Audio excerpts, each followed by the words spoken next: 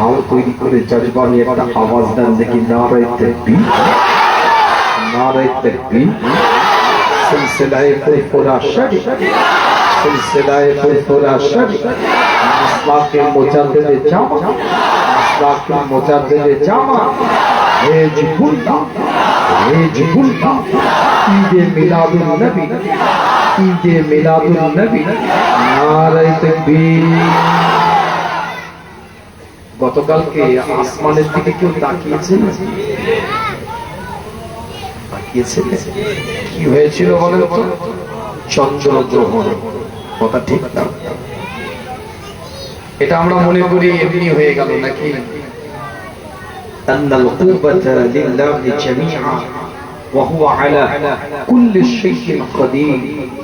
আল্লাহর পক্ষ থেকে চন্দ্রগ্রহণ হয়ে থাকে, সূর্য গ্রহণ হয়ে থাকে। আল্লাহ সূরা হাসরের মধ্যে 7 নম্বর আয়াতে বলে দিয়েছেন, তোমরা যা কিছু রাসূল তোমাদেরকে দান, তোমরা যা কিছু রাসূল তোমাদেরকে দান বা তথা গ্রহণ, তিনি যা কিছু থেকে তোমাদেরকে বিতাড়িত করেন তা থেকে বিতাড়িত থাকুন। আল্লাহ নবী আল্লাহ রাসূল সাহাবে کرام হুজুরদের সাথে আলাপ আলোচনা করে, সাহাবে کرام হুজুরদের সাথে কথাবার্তা বলতে থাকে। আল্লাহ নবী মুহাম্মদুর রাসূলুল্লাহ সাল্লাল্লাহু আলাইহি ওয়াসাল্লামের উপরে এক একটা কোরআনের আয়াত আল্লাহ পাক নাযিল করে দেয়। আল্লাহ পাক কোরআন দিয়ে জানিয়ে দেয়, মা আতাকুমুর রাসূল ফাখুযু ওয়া মা নাহাকুম আনহু ফান্তাহু। তোমাদের নবী তোমাদেরকে যেটা গ্রহণ করতে বলেছে, অ্যাকসেপ্ট করতে বলেছে, যেটা তোমাদেরকে নিতে বলেছে সেটা তোমরা নাও, সেটা তোমরা গ্রহণ করো, সেটা তোমরা অ্যাকসেপ্ট করে নাও। আল্লাহ কোরআন দিয়ে বলে, যেগুলো থেকে তোমাদের নবী মুস্তাফা তাজদারে হারাম মদিনাতুল আম হুজুর আকরাম সাল্লাল্লাহু আলাইহি ওয়াসাল্লাম বিরত থাকতে বলেছেন, দূরে থাকতে বলেছেন, সেগুলো থেকে তোমরা নিজেদেরকে দূরে রাখো। যেগুলো নিতে বলেছে নাও, যেগুলো বিরত থাকতে বলেছে সেগুলো থেকে তোমরা বিরত থাকো। এটা ঈমানদারের সব থেকে বড় পরিচয়। ঈমানদারের সব থেকে বড় পরিচয়। নবী যেটা নিতে বলেছে নিবে, হুজুর যেটা বাদ দিতে বলেছে বাদ দিয়ে দিবে। নবী করিম সাল্লাল্লাহু আলাইহি ওয়াসাল্লাম জানিয়ে দেয়, কিতাবটা খুলে দেখেন না, বানোয়াটি আলোচনা আপনাদের খিদমতে নয়, দলিল দিয়ে বুঝিয়ে দিয়ে যাওয়া হয়। গতকালকে আপনি আমি চন্দ্রগ্রহণ দেখেছি, সায়েন্স বিভিন্ন ব্যাখ্যা দিয়েছে, সায়েন্স বিভিন্ন আলোচনা করেছে, কিন্তু মনে রাখতে হবে আপনাকে আমাকে, সায়েন্স আপডেট আমাদেরকে শিখিয়েছে। এটা যদি মনে করি এর থেকে মূর্খতার পরিচয় আর কিছু থাকবে না। সায়েন্স কোনদিন ইসলামের থেকে আপডেটেড হতে পারে না। সায়েন্স কোনদিন ইসলামের থেকে অগ্রগতির ভূমিকা নিতে পারে না। সায়েন্স কোনদিন ইসলামের নীতিমালা থেকে আগিয়ে যেতে পারে না। সায়েন্স এখনো পর্যন্ত ব্যাকডেটেড পড়ে আছে। ইসলাম আপডেটেড 1400 বছর আগে, 1500 বছর আগে মুস্তাফা কোরআনের আয়াত দিয়ে দিক নির্দেশনা দিয়ে দিয়েছে। এক একটা দিক নির্দেশনা আজ সায়েন্স রিসার্চ করে প্রমাণ করে গবেষণা করে তাও কোরআনের দিক নির্দেশনার কাছে বারে বারে পৌঁছাতে পারে না। এখনো কোরআন নিয়ে গবেষণা করছে। তাই কোরআন হচ্ছে আপডেট, মুস্তাফার উপরে যেটা নাজিল হয়েছে। এখনো পর্যন্ত সায়েন্স 300 বছরের কোরআনের কাছে ব্যাকডেটেড হয়ে পড়ে আছে। যদি বলেন প্রমাণ দেন, বিশ্ব নবী দিবসে আজকে ঈদে মিলাদুন নবীতে আজকে বলে দিয়ে যায় নবী মুস্তাফা আজকে আপনাদের খিদমতে নতুন কথা এটা নয়। হুজুর চন্দ্রের দিকে ইশারা করেছে, চন্দ্র দ্বিখণ্ডিত হয়ে গেছে। এই ঘটনা আপনারা জানেন, নতুন করে আমি বলতে চাচ্ছি না। সেই নবীর বিলাদতের আগমনকে কেন্দ্র করে ঈদে মিলাদুন নবী, বিশ্ব নবী দিবস একটার পর একটা দলিল দিয়ে যাচ্ছি। সেই চন্দ্রগ্রহণ কালকে আপনি আমি দেখেছি সবাই, এমনকি মোবাইলের মধ্যে, ফেসবুকের মধ্যে, সোশ্যাল মিডিয়ার মধ্যে ছড়িয়ে গিয়েছে ভিডিও, ফটো ফুটেজ ছড়িয়ে গিয়েছে। নিজের চোখে দেখেছেন অনেকে, মোবাইলে অনেকে দেখেছেন। একটা কথা আপনাদেরকে বলবো, হাদিস বলার আগে আপনাদের খিদমতে ছোট্ট করে বলে দিয়ে যাই, সায়েন্স ব্যাকডেট কেন বললাম, পিছিয়ে আছে কেন বললাম? আপনি বলবেন গবেষণা করে সায়েন্স এত এগিয়ে গিয়েছে। আমি বলবো না, আজ সায়েন্স গবেষণা করে, রিসার্চ করে, বিভিন্ন গবেষণা কেন্দ্রে গবেষণা চলছে, বিভিন্ন গবেষণা কেন্দ্রে রিসার্চ চলছে, কিন্তু সব রিসার্চ কিন্তু ব্যাকডেট হয়ে পড়ে আছে। বিখ্যাত সায়েন্টিস্ট এবং ডাক্তার আপনি আমি সবাই জানি, একজনের বিশ্ববিখ্যাত নাম, তার নাম হচ্ছে ইবনে সিনা। শুনেছেন ইবনে সিনা? নাম শুনেছেন কোনদিন? সার্চ দিয়ে দেখেন ইবনে সিনা। আমি বেশি গবেষণার কথা তার বলবো না, ছোট্ট করে একটু বলি আপনাদের খিদমতে। আর চিকিৎসা ব্যবস্থায় আপনি আমি যাই চিকিৎসা করাবার জন্য, আপনার চিকিৎসা করে যখন, সে আপনাকে কোনো রিপোর্ট ছাড়া আপনার রোগ সে বলতে পারে না, ট্রিটমেন্ট কি করবে। আপনি একটা ফোড়া ফুসকুড়ি নিয়ে যদি তার কাছে যান, সর্বপ্রথম বলবে আপনি সুগারটা একটু টেস্ট করেন, একটু পিপিটা দেখেন, একটু ফাস্টিংটা দেখেন, একটু HbA1c টা একটু দেখেন। সুগারটা মনে হচ্ছে আপনার হাই, মনে হচ্ছে আপনার হাই, তাই ফোড়া ফুসকুড়ি আপনার গা থেকে ভালো হচ্ছে না।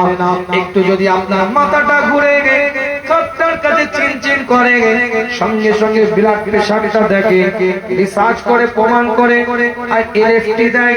আপনার শরীরের কিছু সমস্যা বলে রক্ত টেস্ট করতে দেয়, ব্লাড টেস্ট করতে দেয়, এলএফটি দেয়, তারপরে আপনার কি বলে ক্রিয়েটিনিন দেয়, বিভিন্ন রকম আপনার রক্তে ব্লাডের বিভিন্ন পরীক্ষা নিরীক্ষা, এমনকি রক্তে ব্লাড টেস্টের প্রোফাইল পর্যন্ত চেক করার জন্য দেয়।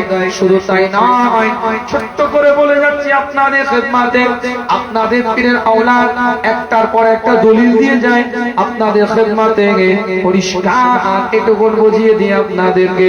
আজ যদি পেটের কোনো সমস্যা হয়, আপনাকে ডাক্তার বলে ইউএসজি করতে হবে, আর যদি কিছু সমস্যা হয় বলে কোলোনোস্কোপি করতে হবে, ইন্ডোস্কোপি করতে হবে, বুকের কাছে যদি এখানে চিনচিন করে ইসিজি করতে হবে, ধরা না পড়লে ইকো করতে হবে, আবার যদি ধরা না পড়ে বলে এনজিওগ্রাম করতে হবে।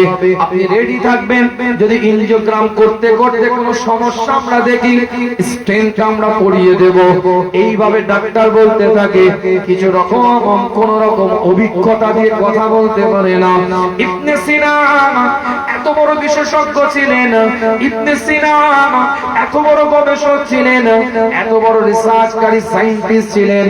ইবনে সিনা দুটো পদ্ধতিতে তিনি চিকিৎসা ব্যবস্থা চালাতেন। একটা পদ্ধতি পুরুষদের জন্য, আর একটা পদ্ধতি মহিলাদের জন্য। পুরুষরা যখন তার কাছে চিকিৎসা করার জন্য আসতো, ইবনে সিনা তাদের শরীরের জিভটা দেখতেন, চোখটা দেখতেন, আর পায়ের তলাটা দেখতেন, সঙ্গে সঙ্গে প্রেসক্রিপশন করতেন, কোন জিজ্ঞাসাবাদ তাকে করতো না। আর মহিলাদের যখন তিনি চিকিৎসা করতেন, পর্দার আড়ালে মহিলাদেরকে বসাতেন। এই বসানোর পরে ইবনে সিনা তাদের হাতের মধ্যে দুটো দড়ি বেঁধে দিতেন, এবং ইবনে সিনা এই দড়িগুলো বেঁধে দিয়ে কিছু সময় পরে প্রেসক্রিপশন করতে শুরু করে দিতেন। ইবনে সিনার এই ট্রিটমেন্টটা দেখে অনেকে হাস্যকর মনে করলেন যে দড়ি বেঁধে আবার কি করে চিকিৎসা করে। কি চিকিৎসা ব্যবস্থা পুরুষদের জন্য নয়, তিনি জিভ দেখেছেন, চোখ দেখেছেন, পায়ের তলা দেখেছেন, তারা শরীরের মধ্যে টাচ করে নাই, কিছু অনুভূতি শক্তি তার হয়েছে। সেখান থেকে অভিজ্ঞতা নিয়ে ইবনে সিনা চিকিৎসা করেছে। এটা নাই ঠিক আছে, যুক্তি সম্পন্ন, কিন্তু মহিলাদেরকে পর্দার ভিতরে রেখে পর্দার বাইরে থেকে দুটো দড়ি দড়ি হাতের মধ্যে বেঁধে দিয়ে চিকিৎসার প্রেসক্রিপশন তিনি দিয়ে দিলেন। কি তার গবেষণা পরীক্ষা করতে হবে, রিসার্চ করতে হবে ইবনে সিনা কি ভণ্ডামি করছে নাকি আমাদের চিন্তাধারাকে নিয়ে, আমাদের চেতনাটাকে নিয়ে। ইবনে সিনাকে বললেন 5 জন মহিলা আপনার সাথে চিকিৎসা করার জন্য আপনার কাছে আসবে, আপনাকে তাদেরকে চিকিৎসা করতে হবে। ইবনে সিনার চিন্তাধারা চেতনা অনুযায়ী পর্দার বাইরে তাদেরকে রাখা হলো। পর্দার বাইরে থেকে দড়ি 5টা 6টা 10টা দড়ি দিয়ে দেওয়া হলো। কিন্তু যারা গবেষণা চিকিৎসা ব্যবস্থা ইবনে সিনার এই জিনিসটাকে যারা পরীক্ষা করবে না, তারা পর্দার ভিতরে কোন মহিলাকে রাখে নাই। দুম্বা রেখেছে, উট রেখেছে, ছাগল রেখেছে, ঘোড়া রেখেছে, আর মহিষ রেখে দিয়েছে, 5টা জন্তুর রেখে দিয়েছে, 5টা জানোয়ারকে রেখে দিয়েছে। তাদের পায়ের মধ্যে দড়ি বেঁধে ইবনে সিনার হাতের মধ্যে তুলে দিয়েছে। ইবনে সিনা গবেষণা করছে, রিসার্চ করছে। ইবনে সিনা রিসার্চ করে 5 জনের 5টা প্রেসক্রিপশন দিয়ে দিয়েছে। সবাই প্রেসক্রিপশনটা পড়ছে, মজা করে দেখছে কোন ওষুধের নাম লিখে না হয়। ইবনে সিনার দিকে তাকিয়ে বলে কি লিখেছেন আপনি? বলে 5টা ঘাসের নাম লিখেছি। বলে কেন ঘাসের নাম লিখলেন? বলে 5টা জানোয়ার ওখানে ছিল, কোন পুরুষ, কোন মহিলা, কোন মানুষ ওখানে ছিল না, তাই তাদের খাদ্য, তাই ঘাসের নামই আমি ইবনে সিনা লিখে দিয়েছি।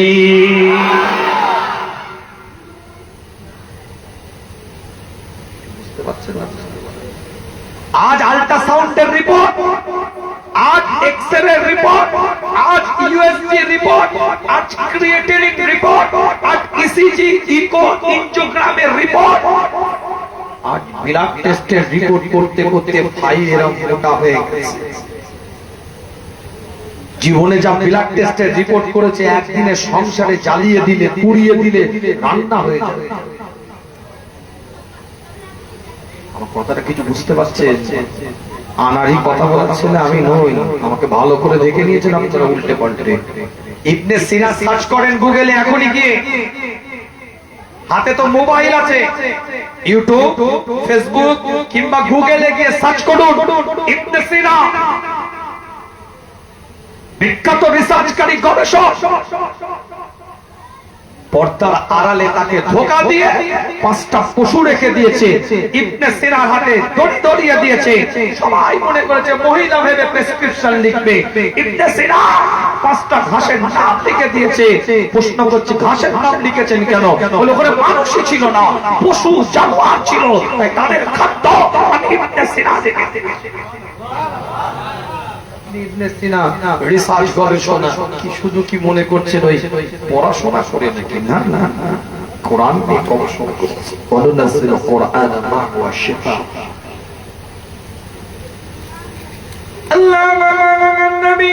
নবী মুহাম্মদুর রাসূলুল্লাহ সাল্লাল্লাহু আলাইহি ওয়াসাল্লামের আদর্শকে, যে নবী, যে মুস্তাফা, যে তাজেদার হারাম, যে মদিনাতুল আওয়াল, যে ইমামুল মুরসালিন, যে ইমামুল হুদা, যারা আজকে মিলাদাতের মাসকে কেন্দ্র করে, আগমনের মাসকে কেন্দ্র করে ঈদে মিলাদুন নবী মানাবার জন্য, বিশ্ব নবী দিবস করার জন্য, জশ্নে ঈদে মিলাদুন নবী মানাবার জন্য আজ দলবদ্ধ হয়েছেন, একতাবদ্ধ হয়েছেন। নবীর শান, নবীর মান, নবীর ইজ্জতের উপরে আজকে আলোচনা হবে, হুজুরকে নিয়ে আজকে গবেষণা হবে।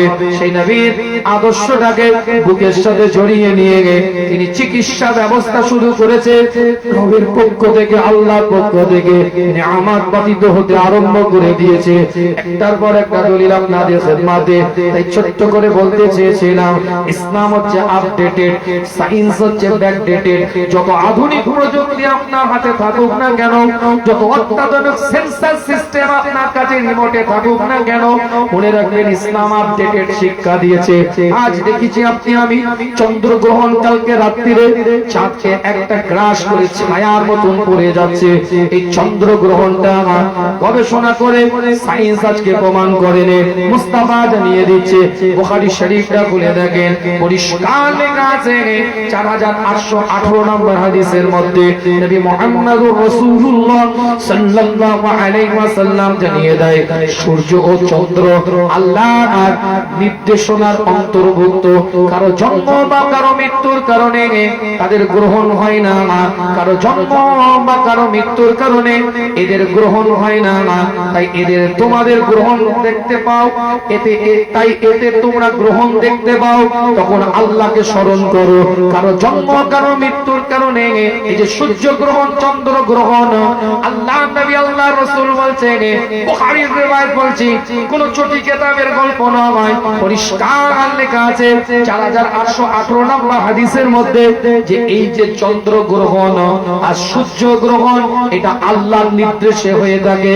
কারো জন্ম কারো মৃত্যুতে এটা গ্রহণ হয় না, তাই তোমরা আল্লাহর জন্য রবের দরবারে যখন এই গ্রহণ দেখবে, অর্থাৎ চন্দ্র গ্রহণ যখন দেখবে কিংবা সূর্য গ্রহণ যখন তোমরা দেখবে, আল্লাহ দরবারে শুকরিয়া আদায় করো, তাসবিহ আদায় করতে থাকো। কেন আল্লাহর পক্ষ থেকে এই চন্দ্র গ্রহণ আর সূর্য গ্রহণ একটা আল্লাহর নিদর্শন, আল্লাহর তরফ থেকে এটা বান্দাদের জন্য রবের পক্ষ থেকে একটা নিদর্শন।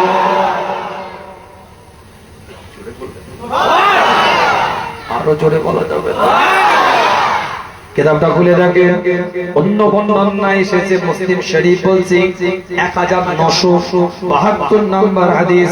কিতাবটা খুলে দেখেন, সূর্য চন্দ্র গ্রহণ কারো জন্ম বা কারো মৃত্যুর কারণে হয় না, বরং এগুলো আল্লাহর নিদর্শন, যার দ্বারা আল্লাহ তার বান্দাকে সতর্ক করে। সুতরাং যখন তোমরা গ্রহণ দেখতে পাবে, আল্লাহ জিকিরে মশগুল হও, যতক্ষণ না তা আলোকিত হয়ে যায়, যতক্ষণ সেটা না আর আলোকিত হয়ে যায়। অর্থাৎ চন্দ্র গ্রহণ যখন হয় একটা ছায়া এসে সেই চন্দ্রের উপরে পড়ে, একদম প্রেজেন্ট আলোচনা করছি। চন্দ্র গ্রহণটা যখন হয় একটা ছায়া এসে চন্দ্রের উপরে পড়ে, সূর্য গ্রহণটা যখন হয় একটা ছায়া এসে ওই সূর্যের উপরে পড়ে, এটা অন্ধকার আবহাওয়া হয়ে যায়, অন্ধকার বোঝা যায়। চন্দ্র গ্রহণে অতটা বোঝা যায় না, কিন্তু সূর্য গ্রহণে গোটা অন্ধকার হয়ে যায়।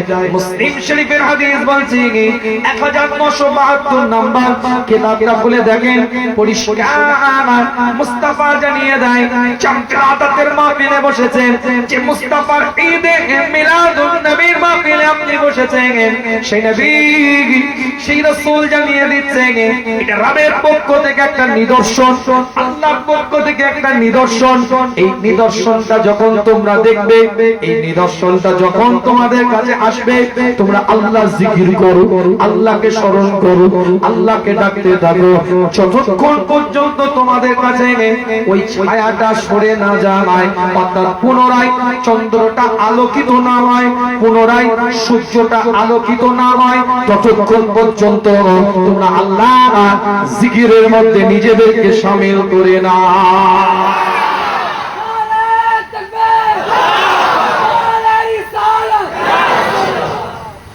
কথা বুঝতে পারছেন না? বুঝতে অসুবিধা হচ্ছে নাকি আলোচনা? কার নিদর্শন? জোরে বলে, কার নিদর্শন?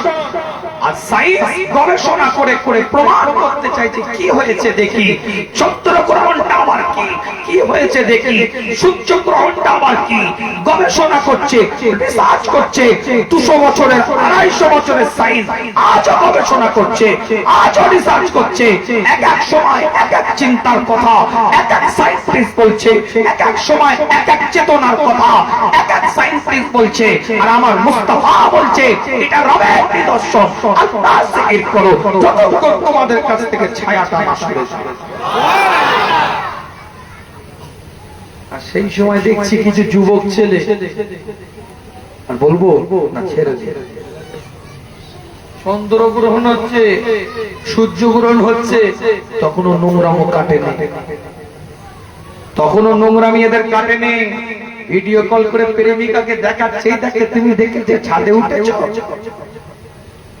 কথা বলেন না কেন? বলছি প্রেমিকাকে দেখাচ্ছে, মুস্তাফা বলছে জিকির কর, আল্লাহ জিকিরে শামিল হওয়া বুখারীর রিওয়ায়াত, মুসলিমের রিওয়ায়াত, মুত্তাফাকুন আলাইহি রিওয়ায়াত। হুজুর বলছে আল্লাহ জিকিরে শামিল হওয়া, এই ভিডিও কল করে প্রেমিকাকে দেখাচ্ছে, দেখো চন্দ্রগ্রহণ। কথা বলেন, কথা ভুল বলছি না ঠিক? প্রথম ছবিটা পাঠিয়েছে, দেখেছেন? তুমি সাবধানে থেকো, এদিক ওদিক করুন। দরদে একবারে উঠলে উঠছে। আমার কথাটা যদি ভুল হয় বলে, ওই সময় তো সেজদাই করতে বলছে। আল্লাহ জিকির কর, তাসবিহ কর, মুরাকাবা কর, মুশাহিদা কর, তাজকিয়া নাফস কর, নফল নামাজ পড়। তখনও গুনাহ করবি, তখনও গুনাহ করবি। জীবনের নীতিমালা তৈরি করে। এই জন্যই তো জানার জন্য, বোঝার জন্যই তো এই মাহফিলগুলো করতে হয়।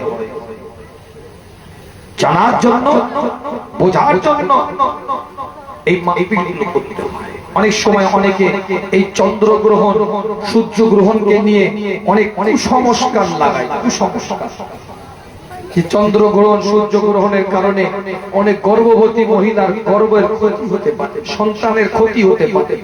না, এগুলো কিছু নয়, এগুলো আল্লাহর নিদর্শন, এগুলো কুসংস্কার। সুন্নাত অনুযায়ী নামাজ পড়ো, আল্লাহর কাছে দোয়া চাও, আল্লাহ পাক কবুল করবে, নিয়ামতের দ্বারাই, নিয়ামতের দ্বারাই পরিপূর্ণ করে দিবে। জোরে বলেন সুবহানাল্লাহ। আরো জোরে বলা যাবে না? কিতাবটা বলে দেখেন, বানোয়াটি আলোচনা আপনাদের খেদমতে নয়, একটার পর একটা দলিল আপনাদের খেদমতে ছোট্ট করে বলে দিয়ে যাওয়া নাই। জীবনের নীতিটাকে আজকে তৈরি করে নিতে হবে, শরিয়ত অনুযায়ী আজকে জীবনটাকে বানিয়ে নিতে হবে। নবীর ঈদে মিলাদুন নবীতে এসে বিশ্ব নবী দিবস মাহফিলে বসে সে নবীর কর্মকাণ্ডটা বুকের সাথে একটু জড়িয়ে নিতে হবে, দিলের সাথে একটু জড়িয়ে নিতে হবে। তবেই তুই মাহফিলে আসাটা সার্থক হবে, তবেই তো মাজলিসটায় বসাটা সার্থক হবে। এইরকম আল্লাহ পাকের নিদর্শন অনেক আছে, শুকরিয়া আদায় আমাদের করতে হবে। এইরকম আল্লাহ পাকের নিদর্শন অনেক আছে, আল্লাহর দরবারে শুকরিয়া আদায়, তাসবিহ আদায় করতে হবে। আল্লাহ পাক চোখ দিয়েছে, চোখটা রবের পক্ষ থেকে একটা নিয়ামত, আল্লাহ পাকের একটা রহমত। আপনি আমি সবাই জানি আল্লাহ কান দিয়েছে, কান দিয়ে শুধু দেন না, শোনার ক্ষমতাটাও দিয়েছে। এটা রবের পক্ষ থেকে একটা নিয়ামত, রবের পক্ষ থেকে একটা মর্যাদা। আল্লাহ জবান দিয়েছে, শুধু জবান দিয়েছে এটা নয়, আল্লাহ জবান দিয়ে বলার ক্ষমতাটাও দান করেছে। এটা আল্লাহর পক্ষ থেকে একটা নিয়ামত, আল্লাহর পক্ষ থেকে একটা মর্যাদা। আল্লাহ পাক হাত দিয়েছে, শুধু হাত দেন না, হাত দিয়ে ধরার ক্ষমতাটাও আল্লাহ পাক দিয়েছে। এই আল্লাহ পাকের হাত দিয়ে, আল্লাহ পাক যে হাত দিয়েছে, এই হাত দিয়ে ধরার ক্ষমতাটা আল্লাহ পাক দিয়েছে। এটা আল্লাহ পাকের একটা নিয়ামত। আল্লাহ পাক পা দিয়েছেন, শুধু পা দিয়েছেন এটা নয়, আমার আল্লাহ, আমার মাওলা, আমার পরওয়ারদিগার বেনিয়াজ পা দেওয়ার পরে পা দিয়ে চলার ক্ষমতাটাও দান করেছে।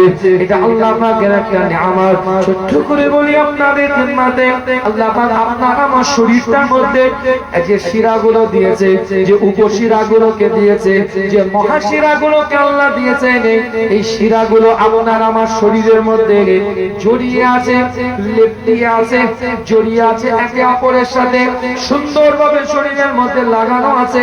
এই শিরাগুলোকে, উপশিরাগুলোকে, মহাশিরাগুলোকে যদি সোজাসুজি লম্বা করে ধরা হয়, কিতাবটা খুলে দেখেন পরিষ্কার, এই শিরাগুলো লম্বা যদি চলে যায়, একবারে লম্বা যদি আপনি টেনে দেন, ৯৭,০০০ কিলোমিটার এর দূরত্ব হবে। মনে রাখবেন, ৩ ফুটের একটা হেডফোনের টান আপনি সোজা রাখতে পারেন না। আমি বালিশের পাশে হেডফোন রাখলে ৩ ফুটের হেডফোনের টান ডেলি ৩ বার সেটা জড়িয়ে যায়, ৫ মিনিট করে খুলতে লাগে ১৫ মিনিট সময়।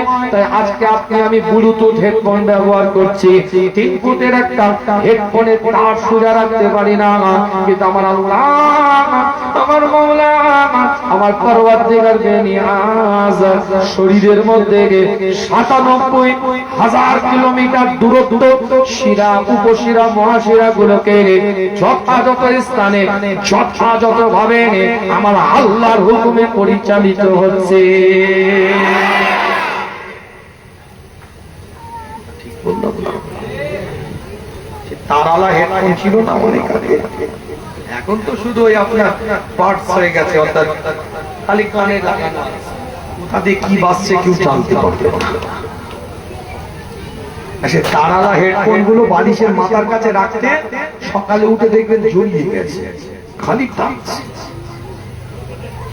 3 ফুট 2 হাত হবে তারটা, ওটা 3 বার জড়িয়ে যায়।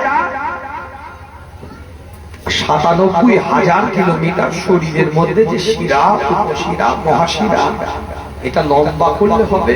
আল্লাহ ঠিক একের সাথে এক এমন ভাবে দাগিয়ে রেখে দিয়েছে, একটার উপরে আর একটা একটু জোরে চেপে যায়, ওই নাভটা বসে গেছে, তাই ওরা একটা সাইড চলে গেছে।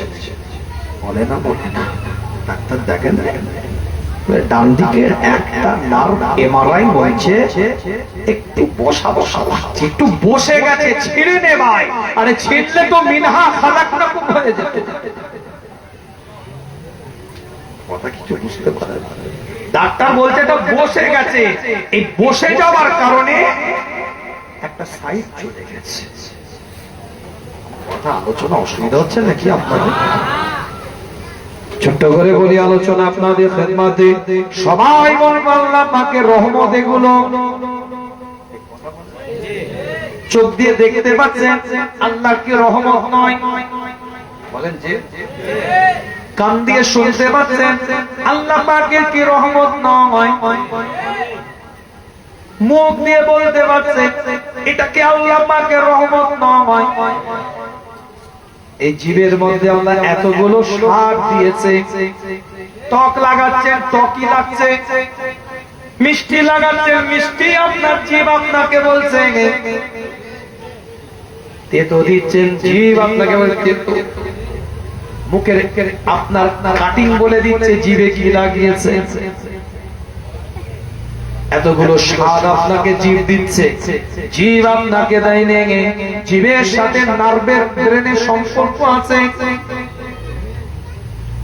সেন্স আপনাকে বলছে, জিভটা আপনাকে টেস্টার হিসাবে কাজ করছে, সেন্স আপনাকে বলছে এটা টক, এটা ঝাল, এটা মিষ্টি। সেন্স আপনাকে বলছে, যদি সেন্স না থাকতো চা দিতেন গলে চলে যেত ভিতর দিকে, কি তিতো দিলেন, কি ঝাল দিলেন, কি টক দিলেন, অনুভূতি শক্তি তার থাকতো না। তাই সাত জীবের আছে, সেন্সের সাথে সম্পর্ক আছে মাথার।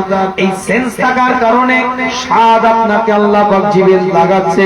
এই যে আল্লাহ পাকের রহমত নিয়ামত, এটা সবাই আমরা জানি, কিন্তু মনে রাখবেন এই রহমত গুলো পেলাম কোথা থেকে, এই রহমত গুলো আসলো কোথা থেকে।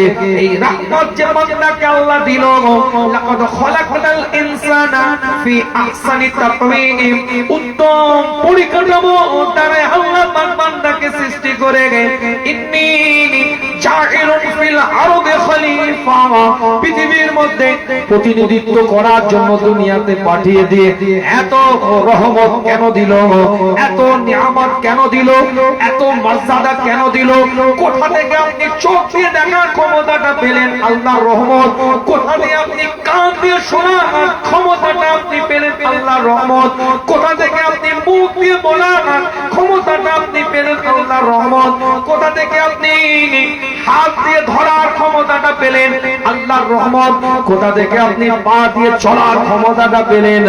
আল্লাহর রহমত। ৯৭,০০০ কিলোমিটার নার্ভ আপনার শরীরে জড়িয়ে আছে, এটা ঠিকভাবে অ্যাপ্রোপ্রিয়েট ভাবে আল্লাহ পরিচালনা করছেন কেন? এই রহমত কোথা থেকে আপনি পেলেন? প্রত্যেকটা মুফাসসিরিনরা বলছে, প্রত্যেকটা মুহাদ্দিসিনরা বলছে, প্রত্যেকটা ব্যক্তিত্ব বলছে, এই রহমত কেবলমাত্র মুস্তাফার আগমনের কারণে আমার আল্লাহ পৃথিবীর মানুষকে দান করেছে।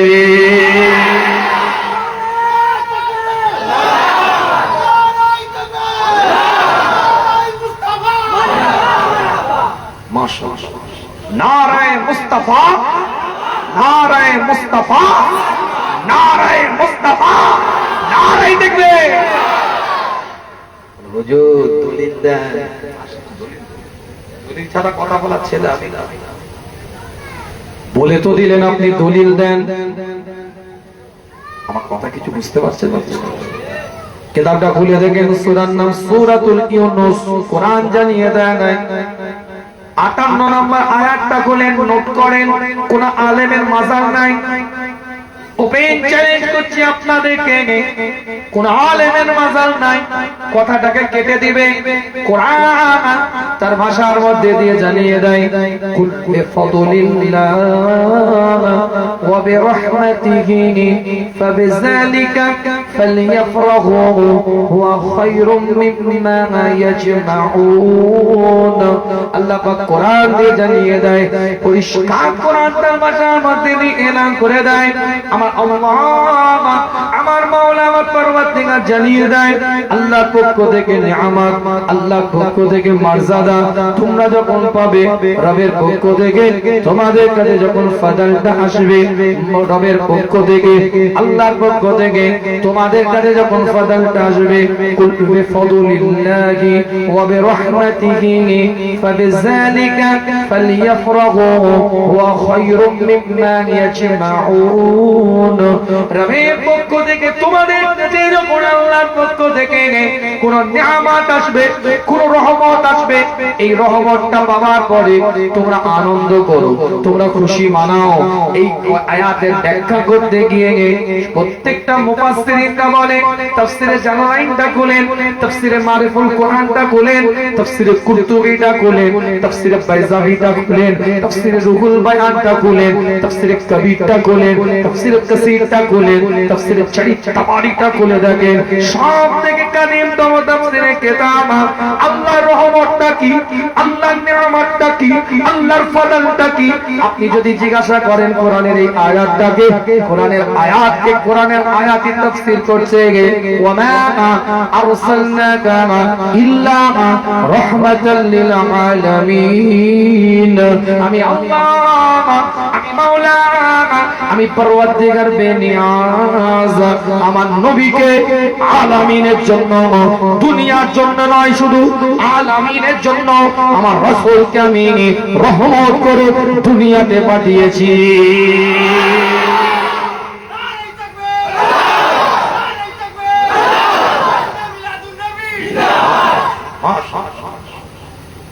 রহমতকে আল্লাহর রহমত, মুস্তাফা আল্লাহর নিয়ামত, মুস্তাফা হুজুর আসবেন বলে এত কিছু।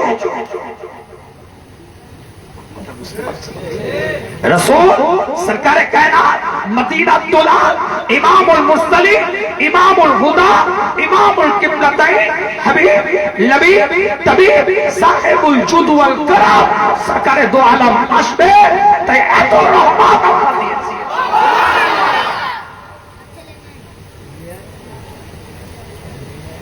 কেউ কেউ অনেকে আবার বলে নবীর শান এরা বাড়িয়ে দিয়েছে, এই কথা বলে না, বড় মূর্খের কথা। যার শানের কোনো হাত নাই আবার বাড়াবার কি বলবো।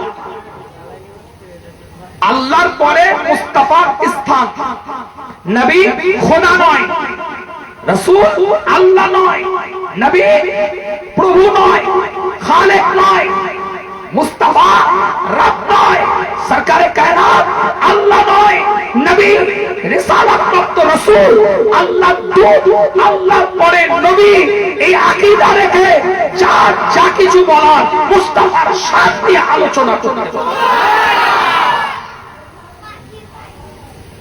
আল্লাহর সাথে সম্পর্ক না করলে,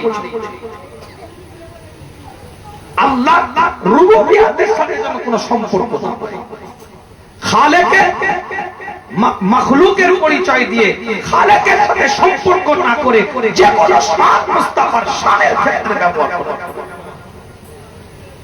ব্যালেন্সটা ঠিক রাখতে। সিজদা রাসূলের জন্য নয়, ওটা আল্লাহর জন্য খাস।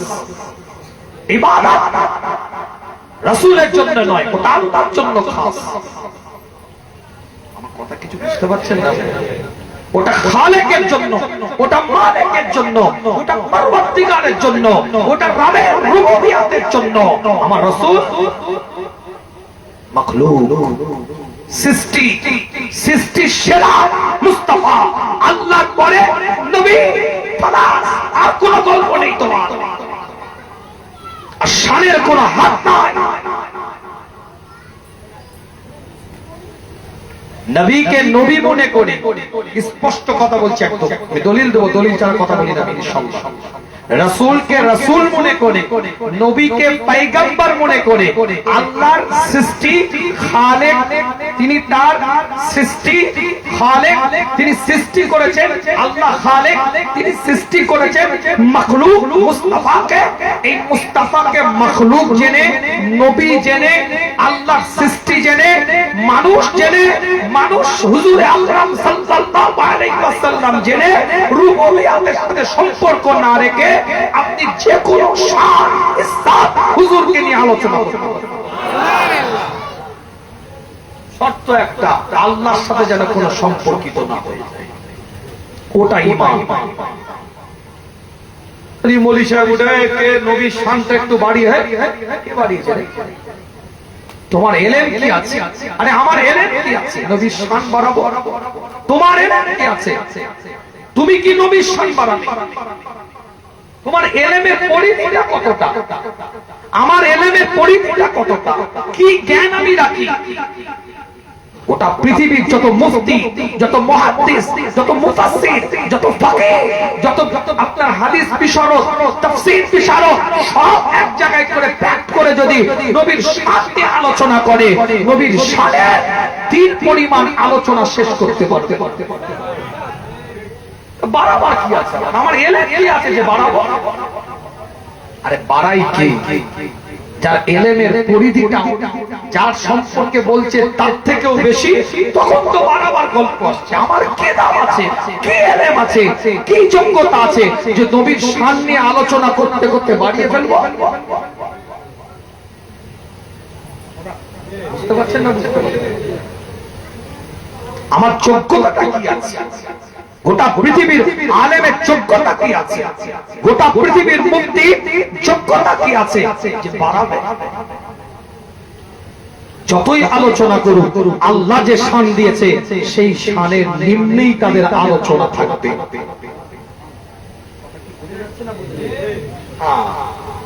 ওই জায়গাটা ব্যালেন্স ঠিক রাখতে হবে। আল্লাহর ক্ষেত্রে যে বৈশিষ্ট্য, যে খুসুসিয়াত, রবের ক্ষেত্রে যে বৈশিষ্ট্য, যে খুসুসিয়াত, রুবুবিয়াতের জায়গায় যে বৈশিষ্ট্য, যে খুসুসিয়াত, এই জায়গাটাকে কমপ্লিট আপনাকে দেওয়াল দিয়ে রাখতে হবে। ওখান থেকে মাখলুকের ক্ষেত্রে যখন আলোচনা আসছে, রবের পরে নবীকে যে সম্মান দেওয়ার আপনি যত খুশি বাড়াতে পারেন, আল্লাহর খুসুসিয়াতের সাথে, রুবুবিয়াতের সাথে সম্পর্ক না হলেই সব বৈধ। বাড়াবাড়ি কিছু নেই,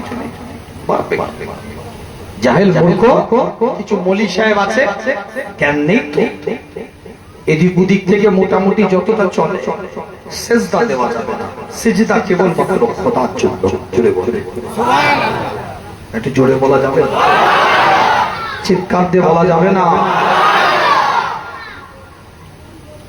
গোটা পৃথিবীর সবাই যদি হুজুরের শান নিয়ে আলোচনা করে, শস্যে পরিমাণ হুজুরের শান বলে শেষ করতে পারবে না। কথা ঠিক বললাম না? কথা ঠিক বললাম না? আল্লাহ নবী, আল্লাহ রাসূল নবী মুহাম্মদ রাসূলুল্লাহ সাল্লাল্লাহু আলাইহি ওয়াসাল্লাম সাহাবে کرام হুজুরকে নিয়ে আলাপ আলোচনা করে। সাহাবে کرام হুজুরদের সাথে হুজুর আমার কথা বলতে থাকে। কিতাবটা খুলে দেখেন, পরিষ্কার অক্ষরে লেখা আছে আল্লাহ নবী, নবী মুহাম্মদ রাসূলুল্লাহ সাল্লাল্লাহু আলাইহি ওয়াসাল্লাম বলেন, আমি রাসূল, আমার শান সম্পর্কে সবাই অবগত আছে।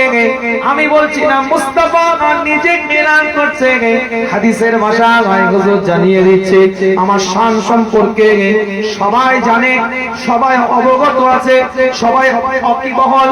আমি নবী, আমার শানটা কি, আমি রাসূল, আমার মর্যাদাটা কি, এই সম্পর্কে সবাই জানে, সবাই অবগত আছে। আল্লাহ নবী, আল্লাহর রাসূল জানিয়ে দেয়, কেবলমাত্র আমার শানটা কিছু মানুষের মধ্যে, কিছু ব্যক্তিত্ব আছে যারা আমার শান সম্পর্কে জানে না। আমি রাসূল আমার শান সম্পর্কে কিছু বদবখত মানুষ আছে তারা জানে না, আর কিছু বদবখত জিন আছে তারা জানে না। তাহলে হঠাৎ হুজুর বলছে কিছু বদমাইশ মানুষ আছে তারা আমার শান সম্পর্কে জানতে চায় না। কিছু বদবখত জিন আছে, বদমাইশ জিন সম্প্রদায়ের মধ্যে থেকে তারাই কেবলমাত্র আমার শান সম্পর্কে জানতে চায় না।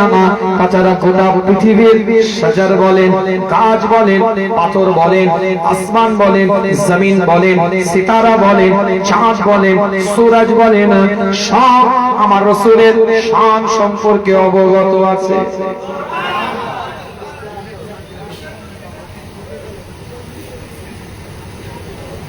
সরে আসা বলা তো আমার সিস্টেম নয়।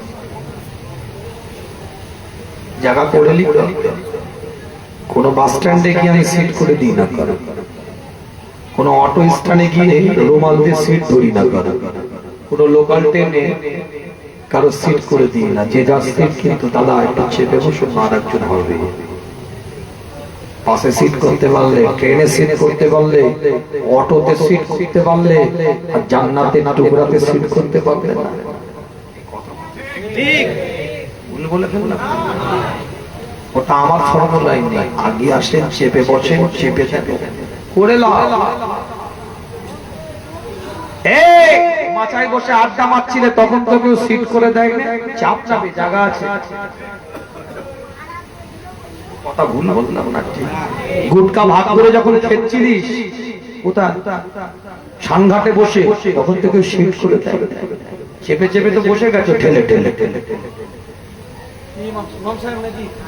এটা ইমাম, তোমাদের ফেসবুকে ভাইরাল হয়েছে, এটা তোমাদের গ্রামের জামাই। ইনি নয় রে বাবা, এটা ভাইরাল হয়েছে। এই বলছে এটা তোমাদের গ্রামের জামাই। ও জামাই তোমাদের গ্রামে, এটা বক্তা বলছে। ওই সোনামণি এটা বলতে চলতে সব এইসব তো চলছে।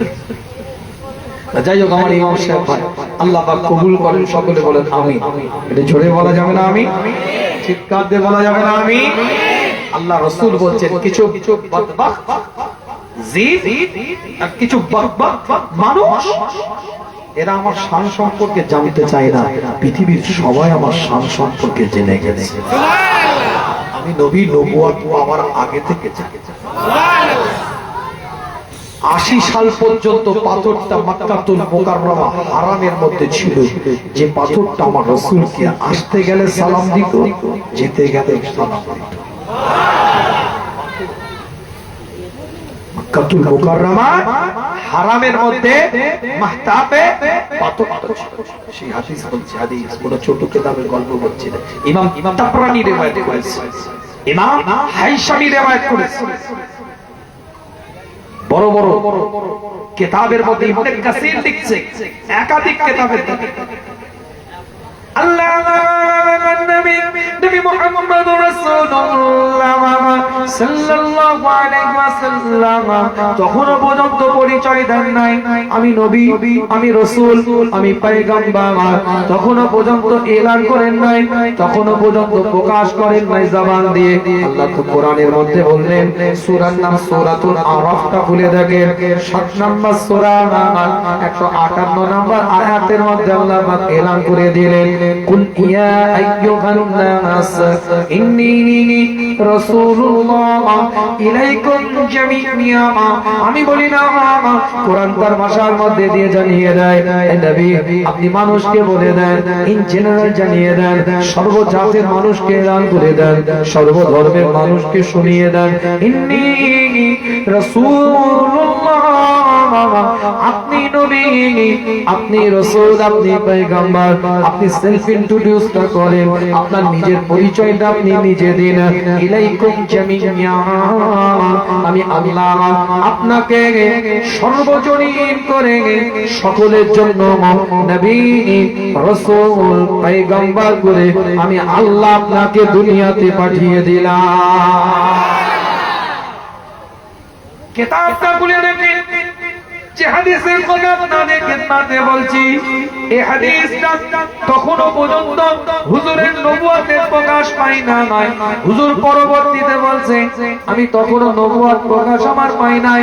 40 বছরের আগে জাহিলিয়াতের যুগে, অজ্ঞতার যুগে, মূর্খতার যুগে, ডার্কনেস টাইমে, ওয়া ইন কানু মিন ক্বাবলু লাফি দালালিন মুবিন, সূরার নাম সূরাতুল ইমরান, তৃতীয় নাম্বার সূরা 164 নাম্বার আয়াতটা খুলে দেখেন, পরিষ্কার করে লেখা আছে সেই অজ্ঞতার যুগে, সেই মূর্খতার যুগে, সেই ডার্কনেস টাইমে, সেই অন্ধকার আচ্ছাদিত সময় মুস্তাফা জানিয়ে দেয়, সরকারে কায়নাত জানিয়ে দেয়, মদিনাত তোলার জানিয়ে দেয়, আমি ওই সময় যখন কাবার চত্বর দিয়ে যেতাম, কাবার চত্বর দিয়ে হাঁটতাম, মাহতাফের মধ্যে দিয়ে যখন হাঁটতাম, এই পাথরটা আমি নবী আমাকে দেখে সালাম দিত।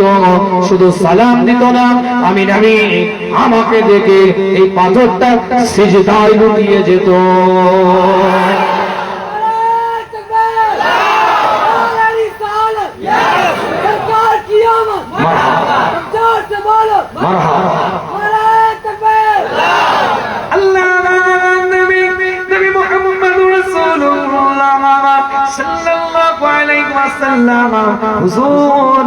একজন আনসারী সাহাবার ঘরের মধ্যে গেছে। ইমাম তাবরানী রিওয়ায়াত করছে, ইমাম হাইসামি রিওয়ায়াত করছে, কিতাবটা খুলে দেখেন আব্দুল্লাহ ইবনে আব্বাস থেকে রিওয়ায়াত ইবনে কাসিরের মধ্যে এসেছে। শামাইলে রাসূল বলে একটা কিতাব আছে, সেখানেও পরিষ্কার করে ইবনে কাসির রিওয়ায়াত করেছে। শামাইলে রাসূলের মধ্যে রিওয়ায়াত এসেছে আল্লাহর নবী একজন আনসারী সাহাবার বাড়িতে গেছে। কিতাবটা খুলে দেখেন, আগে আমরা অনেকবার শুনেছিলাম যে হুজুরের কাছে একটা উট নিয়ে আসা হয়েছে, আর এখানে আল্লাহর নবী আনসারী সাহাবার বাড়িতে গিয়েছে। ওখানে একটা হাদিস ছিল, আগে অনেকবার আমি বলেছি, সেই হাদিসে বলা হয়েছে একটা উট মাথা খারাপ হয়ে গেছে। এখানে বলা হচ্ছে দুটো উট আনসারী সাহাবার বাড়িতে মাথার দোষ হয়ে গেছে, মাথাটা খারাপ হয়ে গেছে, যাকে তাকে কামড়াতে যাচ্ছে, যাকে তাকে আঘাত করতে যাচ্ছে। আল্লাহ নবী নবী মুহাম্মদুর রাসূলুল্লাহ সাল্লাল্লাহু আলাইহি ওয়াসাল্লাম আনসারী সাহাবার বাড়ির মধ্যে ঢুকেছে। হুজুর ঢোকার সঙ্গে সঙ্গে উটের জবানটা খুলে গিয়েছে, মুস্তাফাকে সালাম দেয়, সিজদার মধ্যে লুটিয়ে যায়, আর একটু আগিয়ে যায়। আল্লাহ নবী আল্লাহ রাসূলের সামনে দ্বিতীয় আরেকটা উটকে নিয়ে আসা হয়। হুজুরকে দেখার পরে ওই দ্বিতীয় উটটা হুজুরকে সালাম দেয়, সিজদার মধ্যে লুটিয়ে পড়ে যায়। উটটা মাথার দোষ হয়ে গিয়েছে, কিন্তু মুস্তাফাকে চিনতে ভুলে না যায়। আল্লাহ নবী আল্লাহ রাসূলকে সিজদা দিয়ে উট সম্মান দিয়ে ইস্তেকবাল করে আওয়াজ দিয়ে যেন বলছে মুহাম্মাদুর রাসূলুল্লাহ।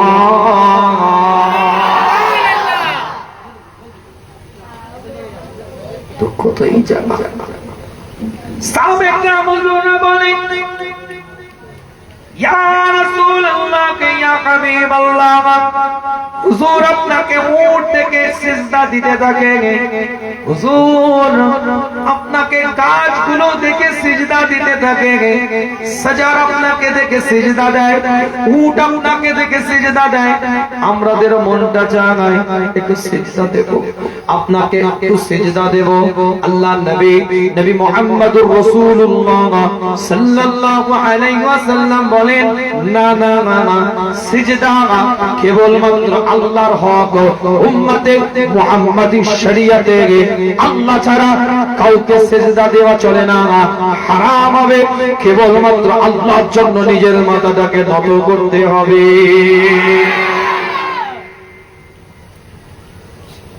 অনেক আমার ভণ্ড টন্ড বেরিয়েছে, হ্যাঁ পীরের দরবারে গিয়ে আছে না, কিছু গজাচ্ছে তো আগাছা আগাছা কিছু গজাচ্ছে না, অতিভক্তি চোরের লক্ষ্য থেতো করে ফেলবে। আদা ফেলানো জানো তো, থরকুচা বলছি না, দেখেছেন নতুন ওল উঠলে পিছন দিক থেকে বটি দিয়ে সামনের দিক ধারালো জিনিস দিয়ে কাটে না, পিছন দিক দিয়ে মেয়েরা দেখবেন ওই বটি পিছন দিক থেকে ছিঁড়ে ওই ওল ছিলা ছিলা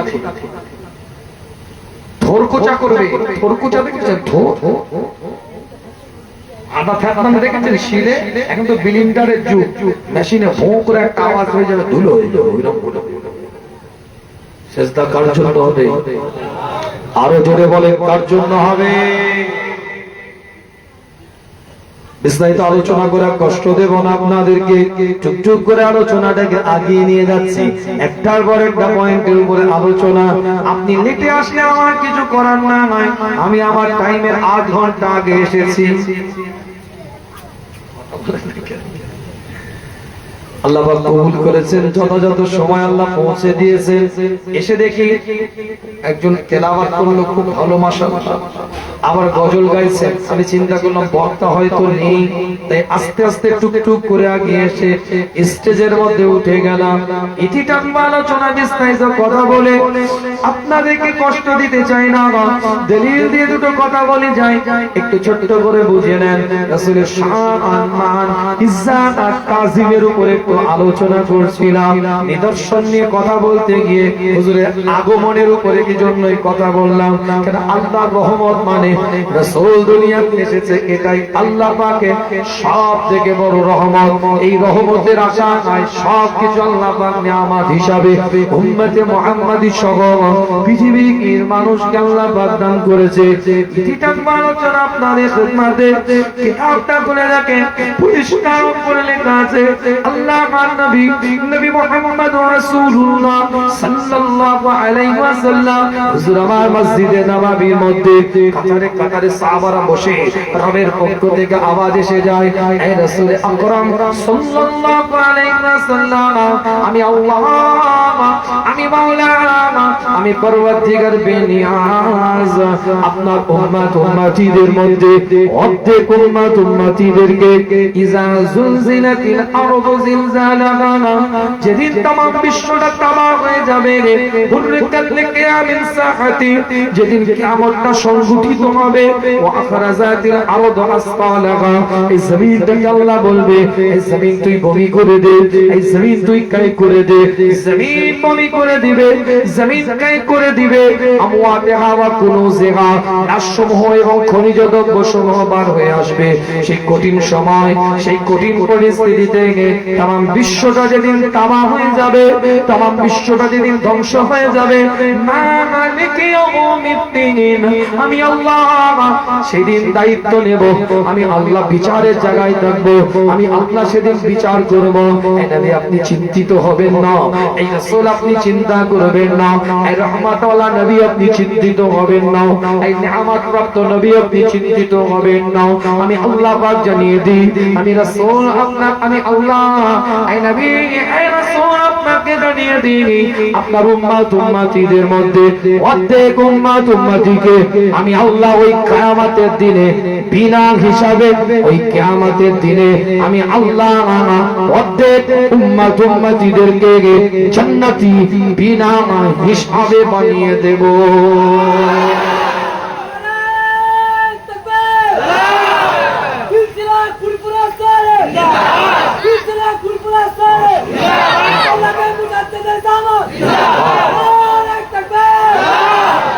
তাহলে অর্ধেকটা কোথায় যাবে? অর্ধেক তো জান্নাতি হয়ে গেল, বিরাট খুশি হয়ে গেলাম, কিন্তু অর্ধেকের মধ্যে তো নাও যেতে পারি, আপনি আমি হলস খেয়ে যেতে পারে। খুশি তো আমরা হলাম না, কিন্তু অর্ধেক জান্নাতি বলেছে, হিসাব নেওয়া হবে না, খাতা খোলা হবে না, সিসি ক্যামেরা ফুটেজ বের করা হবে না। কি করেছিলে 30 বছর আগে? আস্ততানি বাড়িয়ে দিয়েছো, মাথায় টুপি উঠে গিয়েছে, জামা বড় করে দিয়েছো, আজ ফুরফুরা শরীফে জিয়ারত করছো, বড় মাসে মাসে গিয়ে সুন্দর করে মসজিদের মুয়াজ্জিনের আগে গিয়ে জিকিরে লিপ্ত। ফেরেশতাও চিন্তা করছে আমার যাওয়ার দরকার ছিল, কি তো চলে গেছে। কেন মনে হচ্ছে ফেরেশতার রিপ্রেজেন্টেটিভ এসে গেছে প্রতিনিধিত্ব করার জন্য, এই দাড়ি বাড়িয়ে দিয়েছে। বছরে একবার উমরা করে আসে, 70 পার হয়ে গেছে, কিন্তু খবর নিয়ে দেখে যান এখনো পর্যন্ত ভাইয়ের হকটা নিজের নামে রেকর্ড করে বসে আছে। ক্ষমতা ছিল, পাওয়ার ছিল, আধিপত্য ছিল, স্ট্যাটাস ছিল, লোকবল ছিল, জনবল ছিল, অর্থের বল ছিল। একটা দাদার খাওয়া পিছনে ছিল, সিনা এইরকম চওড়া হয়ে গ্রামে দাদাগিরি দিয়েছে, ক্ষমতা দেখিয়েছে, পাওয়ার দেখিয়েছে, আধিপত্য দেখিয়েছে। এখন এমসিপি পড়ে গেছে, মিটারে কারেন্ট নেই, ফিউজ উড়ে গেছে, এখন উনি মসজিদ মুখ হয়ে গেছে। 40-এর কোটায় দাদাগিরিতে প্রতিবেশী ঠাঁই পেত না, 40-এর কোটায় এত ক্ষমতা দেখিয়েছে, এত পাওয়ার দেখিয়েছে, এত জালিম, এত অত্যাচার করেছে অসহায়ের উপরে। এখন ক্ষমতা না হয়, দাদার খাওয়া সরে গেছে, মসজিদ মুখ হয়ে গেছে, না শরিয়াত মেনে নিবে না। আপনাকে ফিরে আসতে গেলে, ফিরে আসার মতন আপনাকে ফিরে আসতে হবে। যার সাথে যেরকম আপনি আমি খারাপ ব্যবহার করেছি, যার হক আপনি আমি নষ্ট করেছি, ক্ষমা চাইতে হবে, আল্লাহ তারপরে ক্ষমা করবে। নামাজ আছে, রোজা আছে, হজ আছে, যাকাত আছে, তাসবিহ আছে, মুরাকাবা আছে, মুশাহিদা আছে, তাজকিয়ার নাফস আছে, আত্মশুদ্ধি আছে, কিন্তু এখনো ব্যবহার ঠিক করতে পারেনি। লোক আছে 5 ওয়াক্ত নামাজ পড়ে কিন্তু মুখের ঠিক ঠিক, ভাষা ঠিক ঠিক, এখনো বিড়ির নেশা ছাড়তে পারতে, ফুক ফুক করে দাঁড়িয়ে রেখে টানছে। কত কিছু বুঝতে পারছে। সংক্ষেপ আলোচনা আপনাদের খেদমতে একটুখানি বলে দিয়ে যান। কাল কিয়ামতের ময়দানে, কাল হাসরের ময়দানে আল্লাহ বললেন বিনা হিসাবে অর্ধেককে জান্নাতি বানিয়ে দেব। ইতি টানবো যেহেতু সময় সম্পদা, খুব ফাস্ট কথাটা বলছি আপনাদের খেদমতে, একটুখানি বুঝিয়ে দিই আপনাদেরকে। আল্লাহ নবী মুহাম্মদুর রাসূলুল্লাহ সাল্লাল্লাহু আলাইহি ওয়াসাল্লাম জানিয়ে দেন, আল্লাহ মাওলা না এতে আরো বাড়াতে হবে, আরো ইজাফা করতে হবে, আরো বাড়াতে হবে, আরো দিতে হবে, আরো দিতে হবে, আরো বাড়াতে হবে। মুস্তাফার চাওয়া শেষ হচ্ছে না, হুজুর চেয়ে যাচ্ছে রবের দরবারে, আল্লাহ দিতে হবে, অর্ধেক হলে হবে না, আরো বাড়াতে হবে, ইজাফা করতে হবে। কোরআন বলছে কোন ছুটি কিতাবের গল্প নয়, আল্লাহ কোরআন দিয়ে জানিয়ে দেয়, ওয়ালা সাউফা ইউতিকা রাব্বুকা ফাতারদা। নবী মুস্তাফা তাজদার হারাম মদিনাতুল আম ইমামুল মুরসালিন ইমামুল হুদা ইমামুল কিবলাতাইন হুজুর, আমি আল্লাহ এলান করে দিই, আমি মাওলা জানিয়ে দিই, ওয়ালা সাউফা ইউতিকা রাব্বুকা ফাতারদা। আপনি শুধু চাইতে থাকবেন, আপনি শুধু মানতে থাকবেন, আপনি শুধু বলতে থাকবেন, আমি আল্লাহ আপনাকে দিতে থাকবো, আমি আল্লাহ আপনাকে দিতে থাকবো। আপনার যতক্ষণ চাওয়া শেষ না হয়, আমি আল্লাহ আমার ততক্ষণ দেওয়া শেষ হবে না।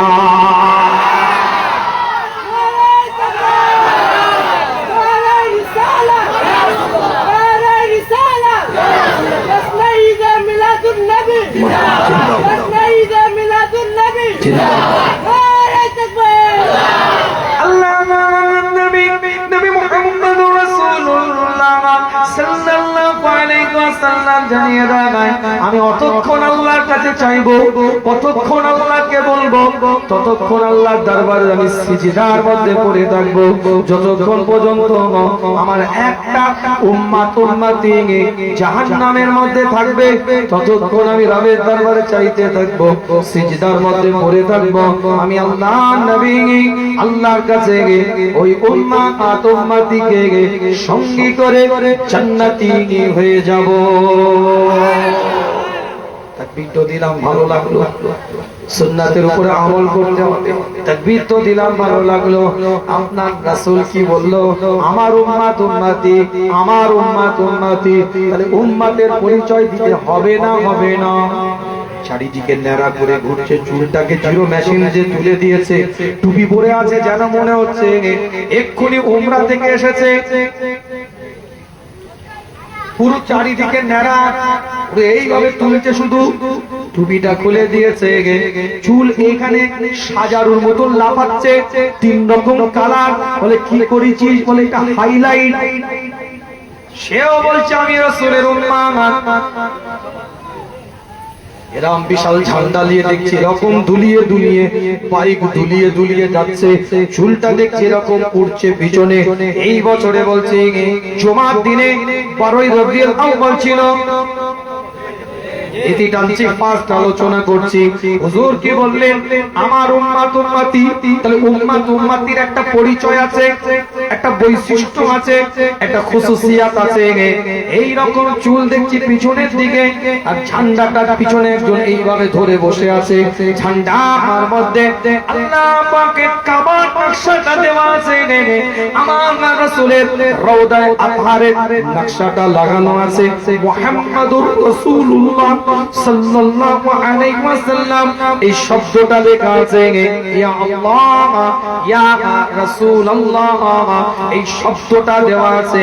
আর চালক, বাইক চালক যেন ডিভিলিং করে মেসির মতন বাইক চালাচ্ছে, গালে 3টে গুটকা দেওয়া আছে, পিক ফেলচার বাইক চালাচ্ছে, আর ঝান্ডা এভাবে নড়ছে। কিতাবটা দিয়ে বুঝিয়ে দেব, ছোট্ট করে কথাটা আগে বলে দিইনি।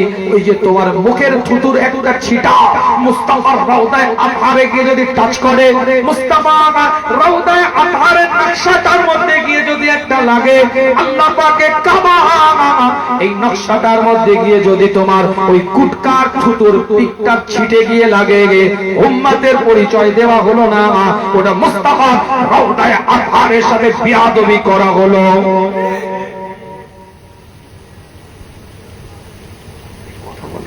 ঠিক, ঝান্ডা নেওয়ার বিরোধিতা আমি করছি না, আপনি ঝান্ডা নিন, এটার বিরুদ্ধে আমি নয়। আপনি লুকিং গ্লাসে বাইকে ঝান্ডাটা লাগিয়েছেন, 2 দিন ঠিক আছে, 3 দিনের মাথায় নাকটা ঢিলে হয়ে গেছে, দেখেন নে হুশ করে টেনেছেন, ফুস করে পড়ে গেছে, ঈমানও তোমার রাস্তায় চলে যাবে।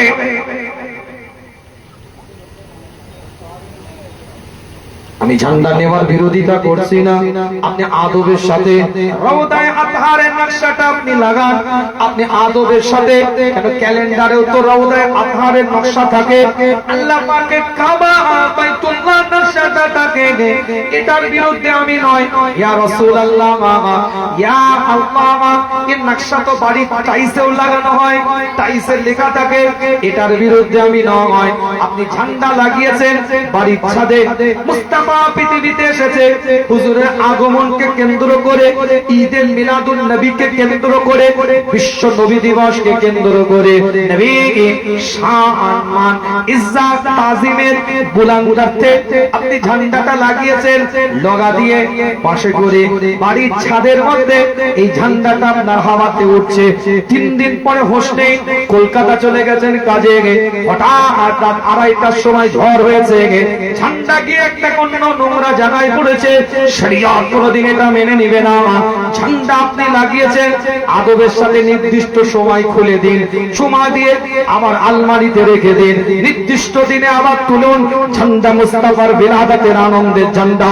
আদব যদি করতে পারেন ঝান্ডা নিয়ে ঘুরুন, আর আদবের জায়গা যদি ঠিক না রাখতে পারেন ঝান্ডায় টাচ করার অধিকার তোমাকে উম্মত কেউ দেয় নাই। নোংরামি হচ্ছে, ইসলাম তোমার বাড়ির মোয়া পেয়েছ।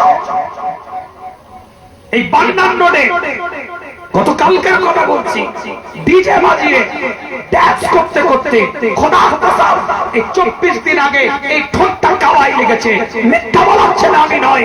ছেলে মেয়ে নোংরা অবস্থায় ড্যান্স করতে করতে, গান চালাতে চালাতে ঝান্ডা নিয়ে র্যালি করে নাম দিচ্ছে জাসেতে জুলুস, না এটা মেনে নেওয়া যায় না। দিন ইসলাম শরিয়াত নাটকের কোনো জায়গা নাই, আদব থাকে, যত্ন করে।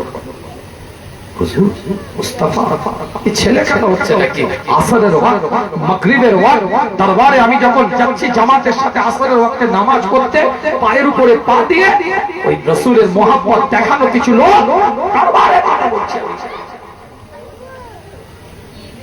জামাতে নামাজ পড়ছে, দাঁড়িয়ে আছে ঝান্ডা নিয়ে। ঝান্ডাটা আদবের সাথে গুটাও, সুন্দর করে যত্ন করে রাখো। ঝান্ডা নেওয়াটাও যেমন আদব, রাসূলের অর্ডার হুকুম, জামাতের সাথে নামাজ পড়াটা ওয়াজিব। ঠিক আছে, 12 রবিউল আউয়াল মনটা চেয়েছে আমার দাদা পীরের মাজারটা একটু জিয়ারত করব, আল্লাহ ওলির দরবারে যাব, বিরোধী আস্তাগফিরুল্লাহ, জিয়ারত করা সুন্নাত। আপনি জিয়ারত করলেন, ঠান্ডা নিয়ে গেলেন, ঠিক আছে, তাও মেনে নিলাম। 10 জন 20 জন একসাথে গেলেন, সব ঠিক আছে, মেনে নিলাম। আদবের সাথে যান, একটু জামাতের নামাজটা পড়ুন। তামাশা করতে গেছে, ফুচকা খেতে গেছে। আমি ভাই একটু কথা বলি, মানে বলবে কি, ব্যবসাদার বক্তা তো ছাড় দিয়ে মাল থেকে চলে যাবে। আমি একটু ও আমার বিরুদ্ধে বলে লাভ নেই। আল্লাহ 19 বছর যখন স্টেজে চালিয়ে দিল, আল্লাহ চালিয়ে দিবে। তা হালুয়া রুটির ব্যাপার নয় যে মুখ চেয়ে কথা বলতে, কথা বল, কথা ঠিক ঠিক। সবাই আমাকে নিয়ে সংসার করতে পারে না, কথা বুঝতে পেরেছে? আর যারা সংসার করে তারা তালাকও দিতে চায় না। আল্লাহ পাক সকলকে কবুল করেন, সকলে বলেন আমিন। হুজুরের কথা আছে না, মহাব্বত আছে না, সেই জায়গাটা যদি ঠিক না রাখতে পারি তাহলে দূরে থাকি। আমি কোরআন শুনবো, কোরআন যদি চালিয়ে দিই, না শুনি তাহলে বন্ধ করে দিই। হুজুরের নাচ শরীফ আমি শুনবো, মন চাইছে, যদি শুনেন তাহলে চালান, তাহলে বন্ধ রাখি। আপনি নাচ শরীফ চালিয়ে দিলেন, আপনি আপনার কাজ করে যাচ্ছেন, কোনো আগ্রহ নেই, শোনার ইচ্ছা নেই।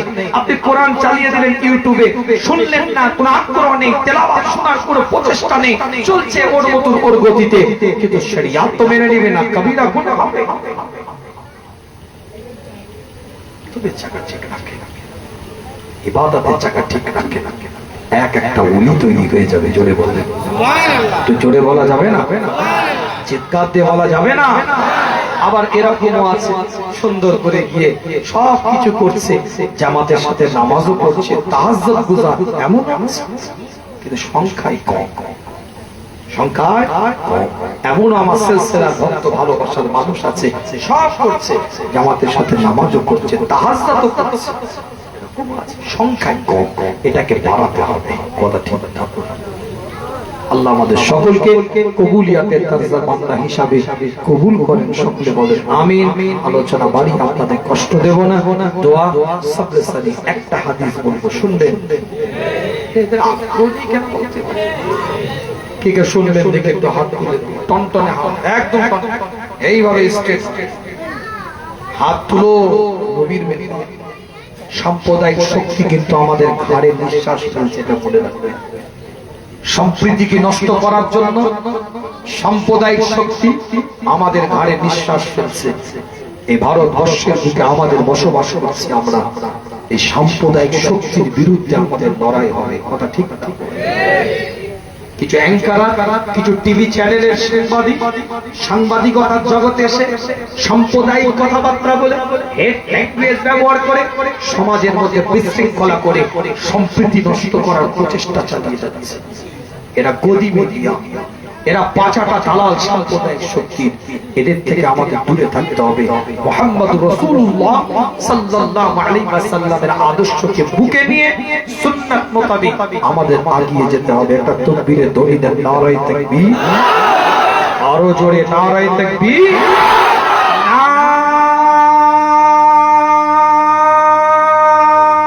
নারায়ে তাকবীর।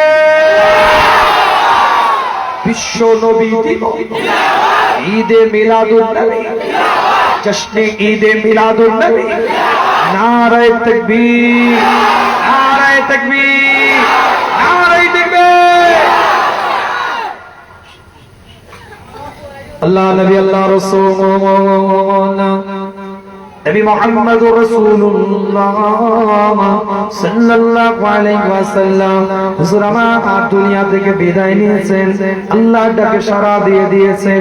আলামে বারজাকি হায়াতের মধ্যে, রওদায়ে আতহারে, আলামে বারজাকি হায়াতের মধ্যে, কবরে আনওয়ারে হুজুর আমার হায়াতুন নবী, কবরে হায়াতের মধ্যে ইন্তেকালের পরে হুজুর আমার কবরে হায়াতের মধ্যে ঘুমিয়ে আছে।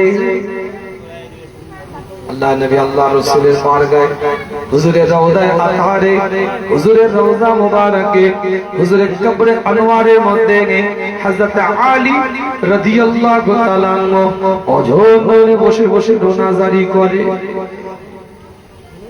আল্লাহ নবী, নবী মুহাম্মদুর রাসূলুল্লাহ সাল্লাল্লাহু আলাইহি ওয়াসাল্লামের রওজায়ে আতহারের কাছে এসে একজন আরবী হযরত আলীর দিকে তাকিয়ে আর আলীর দিকে লক্ষ্য করে মাওলা আলীর দিকে লক্ষ্য করে হযরত আলী রাদিয়াল্লাহু তাআলা আনহুর দিকে তাকিয়ে এলান করে দেয় আল্লাহ নবী মুহাম্মদুর রাসূলুল্লাহ সাল্লাল্লাহু আলাইহি ওয়াসাল্লাম কোথায় হুজুর কোন জায়গায় মুস্তাফার সাক্ষাতে এসেছি তাজেদারে হারামের সাক্ষাতে এসেছি আল্লাহ নবী আল্লাহ রাসূল কোন জায়গায় কিতাবটা খুলে দেখেন পরিষ্কার অক্ষরে লেখা আছে আল্লাহ নবী আল্লাহ রাসূলের জামাতা হুজুরের চাচাতো ভাই মাওলা আলী রাদিয়াল্লাহু তাআলা আনহু বলে ওই দেখো যে কাঁচা কবরটা দেখতে পাও ওইটা মুহাম্মাদুর রাসূলুল্লাহ ওটা মুহাম্মাদুর রাসূলুল্লাহ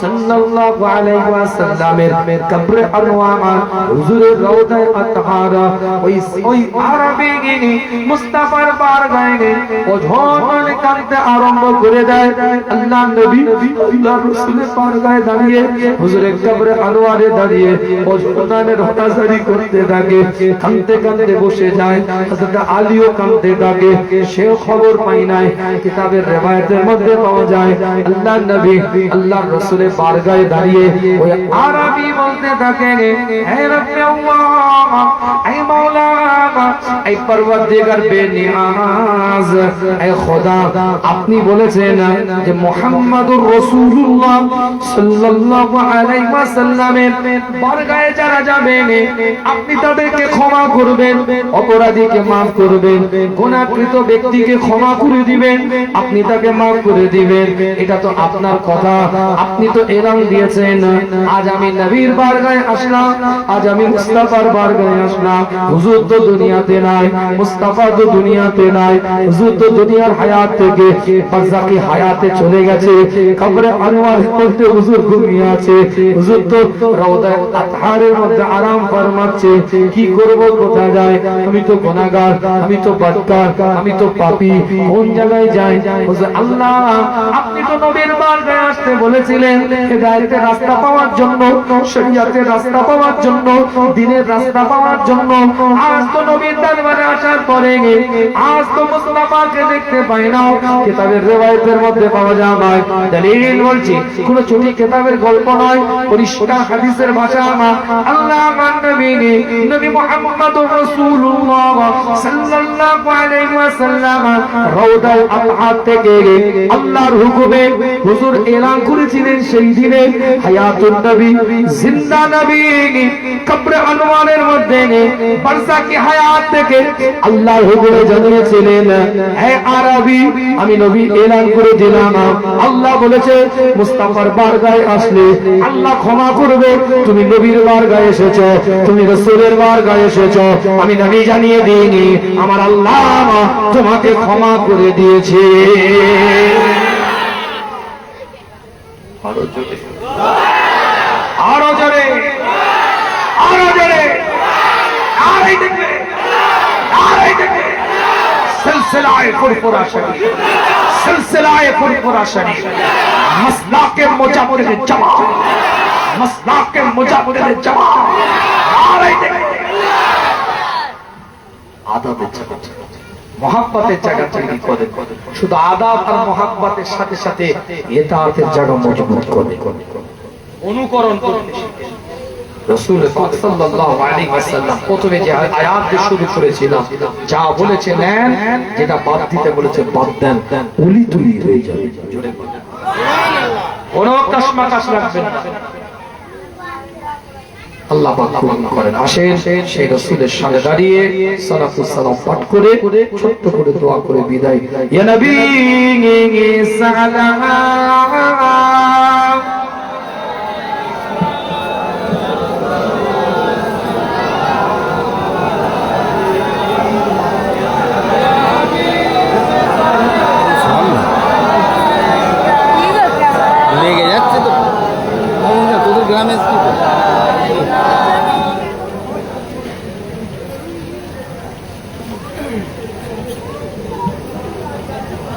আল্লাহ পাক সকলকে কবুল করেন সকলে বলেন আমিন সকলে একটু আগে আসে এদিকটা ছেড়ে আসেন একটু আগে আসে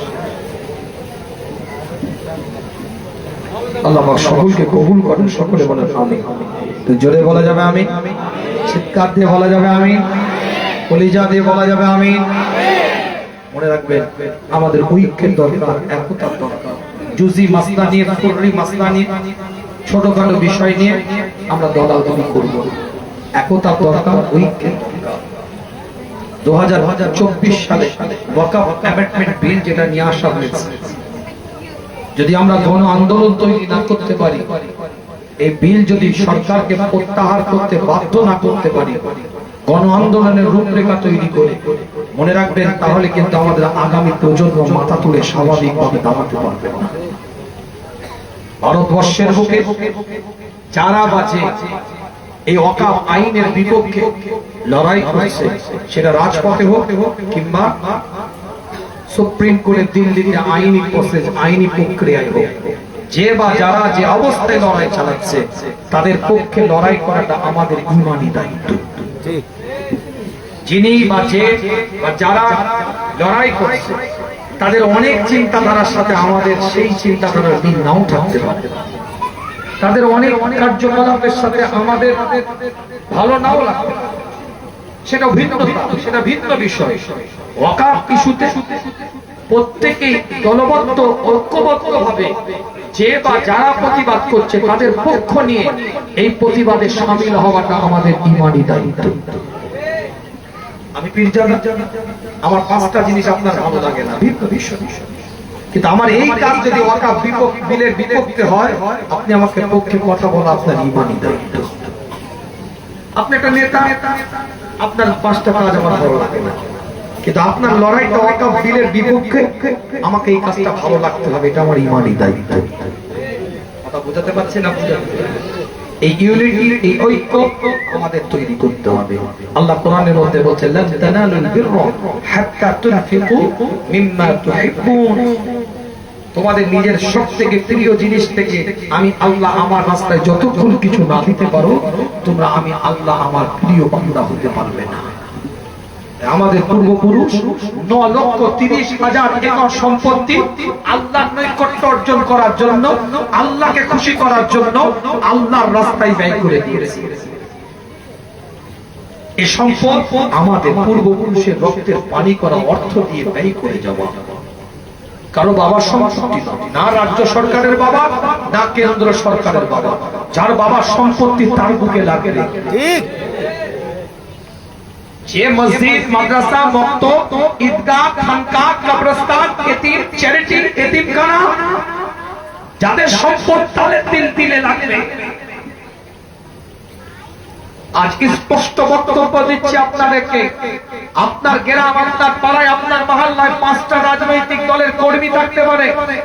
এই মসজিদটা কাতারে 5টা রাজনৈতিক দলের কর্মী নামাজ পড়তে পারে, তাদের জার্সি আলাদা, কালার আলাদা, ঝান্ডা আলাদা, কিন্তু মনে রাখবেন যখন কোরআন, ইসলাম, দ্বীন, শরিয়াতের উপর আঘাত আসবে, সব ঝান্ডা ছেড়ে দিয়ে, সব কালার বাদ দিয়ে, সব জার্সি খুলে দিয়ে, ইসলামের রঙে রঙে গিয়ে, শরিয়াতের জার্সি গায়ে দিয়ে, ইসলামের ঝান্ডা হাতে নিয়ে তার প্রতিবাদ করাটা ঈমানি দায়িত্ব হয়ে দাঁড়াবে। আজ এই মসজিদে 5টা রাজনৈতিক কর্মী নামাজ পড়বে, গ্রামে 5টা রাজনৈতিক দলের নেতা থাকবে, এটা গ্রামের সৌন্দর্য। তাদের চিন্তা, চেতনা, ভাবনা তাদের জায়গা থেকে যে যার মতো রাজনৈতিক ভাবে করবে, ওটা তাদের ব্যক্তিগত বিষয়, গণতান্ত্রিক অধিকার, সাংবিধানিক অধিকার। এই মসজিদটাই যখন 5টা রাজনৈতিক দলের নেতা নামাজ পড়বে, এই মসজিদে যখন একটা আঘাত আসবে, তখন এই আঘাতটা ওই 5টা রাজনৈতিক দলের নেতা নেত্রী, আপনার নেতাদের বাইরে যে কর্মের সাথে মিল থাকবে না, ওখানে তাদের ব্যক্তিগত কোন পরিচয় থাকবে না। 5জনই মুসল্লি, আর মুসল্লি পরিচয় দিয়ে তার প্রতিবাদ করাটা ঈমানি দায়িত্ব হয়ে যাবে। ঠিক, গ্রাস লেভেল থেকে ইউনিটি তৈরি করেন। এই আমার পাড়া ঠিক কর, এই আমার বাড়ি ঠিক কর, এই এলাকাটা ঠিক কর, এই 20টা 25টা বাড়ি এক জায়গায় দাঁড়াবো, এক সুরে কথা হবে। পারবেন? পারবেন? এই দল করে, ওই পার্টি করে, ওই দল করে, এই মাসলাকের, উনি ওই মাসলাকের, উনি ওই ঘেঁষা, ইনি এই গন্ধ, উনি এই দলের, ওটা রাখেন, পরে হবে সব। এখন মাছ চুরি হচ্ছে না, চুরি হচ্ছে। মাছ বাঁচার সময় নেই, ট্যাংরা না পুঁটি, শোল না বোয়াল, মাছ বাঁচার সময় নেই। এখন পুকুরের পানিটা আটকাতে হবে, সব মাছ পড়ে যাবে। ঠিক কথা বলে না কেন? এখন পুকুরের পানিটা আটকাতে হবে, তাহলে সব মাছ পড়ে যাবে। এই মাসলাকের উনি ওই নীতির, উনি ওই উসুলের, উনি এই সিলসিলার, উনি ওই আকাবের, মানে উনি ওনাকে মানে ইনাকে নেতা রাখেন। এখন আপনার ওখানে ইউনিটির দরকার, একতার দরকার, একটা প্ল্যাটফর্মের দরকার আছে না? আছে আছে না নয়? আছে না নয়? আছে না নয়? কে কে রাজি হাত তুলে দেখান, কে কে রাজি হাত তুলে দেখান, কে কে রাজি হাত তুলে দেখান, কে কে রাজি হাত তুলে দেখান।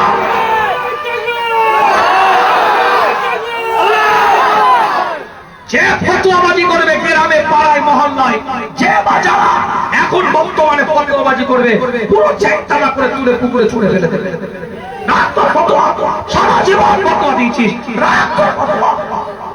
গ্রামে দল করতে দিবেন না, ঐক্য তৈরি করেন, একতা তৈরি করেন। আগে পাড়া এক হলে গ্রাম এক হবে, গ্রাম এক হলে থানা এক হবে, থানা এক হলে জেলা এক হবে, জেলা এক হলে রাজ্য এক হবে, রাজ্য এক প্ল্যাটফর্মে আসলে ইনশাআল্লাহ দলবদ্ধভাবে, একত্রবদ্ধভাবে কেন্দ্রীয় সরকারের ওয়াকফ বিলের বিপক্ষে লড়াই করে আবার নতুন করে আগামী দিনের রূপরেখাকে আমরা আবার ইনশাআল্লাহ ফিরিয়ে আনতে পারবো।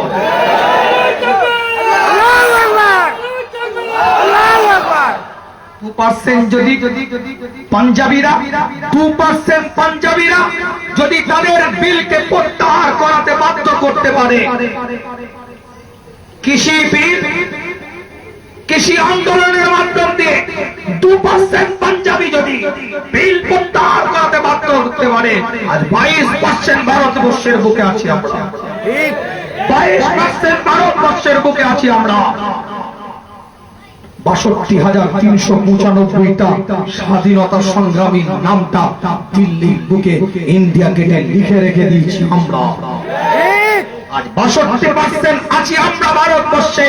যদি দলবদ্ধভাবে, একতাবদ্ধভাবে, এক জায়গায় দাঁড়িয়ে, এক কণ্ঠে, এক বক্তব্যে, এক মন্তব্যে, এক চিন্তায়, এক চেতনায় যদি বিরোধিতা করা হয়, ধুলোর মতন উড়ে চলে যাবে। কথা ঠিক না বল?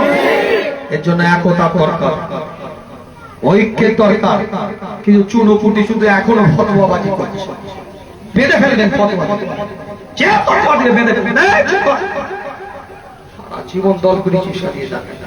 2-4টে শিখে এসে খালি বুলি ফুটায়, বাইরে থেকে 2-4টে শিখে এসে দুটো ইন্টারনেট, ইউটিউব, সোশ্যাল মিডিয়া শুনে খালি বুলু ফুটায়। চুপ কর, যা ইচ্ছা তাই কর, ঐক্য নষ্ট করবি না। কথা ঠিক বললাম না? কথা ঠিক বললাম না? আল্লাহ পাক কবুল করেন, সকলে বলেন আমিন। রাসূল সাল্লাল্লাহু আলাইহি ওয়াসাল্লামের মতবাদের উসুলের নীতির মানুষ, এই নীতির জায়গা মজবুত, ওটা আলাদা জিনিস। ঐক্য, একতা, ওয়াকাফের খাতে ইসলাম এক জায়গায় দাঁড়িয়ে প্ল্যাটফর্ম তৈরি করতে হবে। মাসলাক যার যার, ইসলাম সবার, এই বক্তব্য, এই স্লোগানে আমাদেরকে একটা প্ল্যাটফর্ম তৈরি করতে হবে। কথা ঠিক না? কথা ঠিক না বল? আল্লাহ পাক সকলকে কবুল করেন, সকলে বলেন আমিন। জোরে বলা যাবে আমিন? চিৎকার দিয়ে বলা যাবে আমিন? কলিজা দিয়ে বলা যাবে আমিন?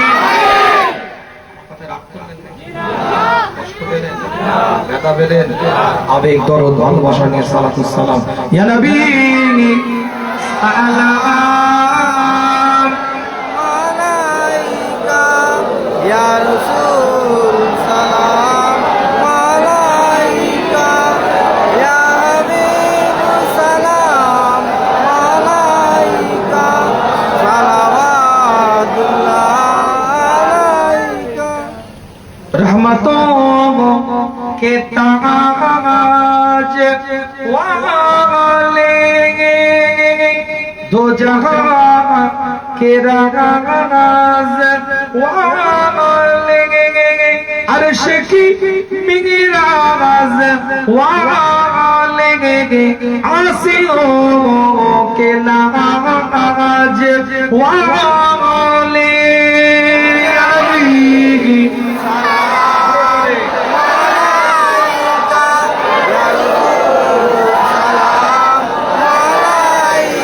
या हबीब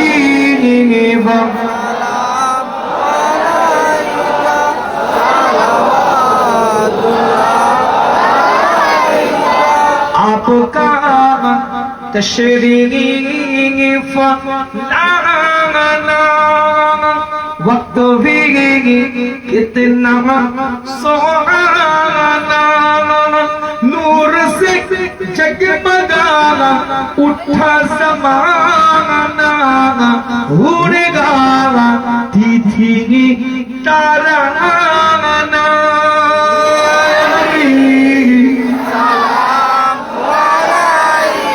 या रसूल या हबीब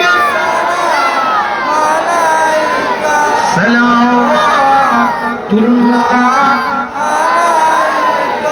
সকল আজ্ঞা দিয়ে বসেন বালাগাল উলা বিকামালিহি কশফত তুজামা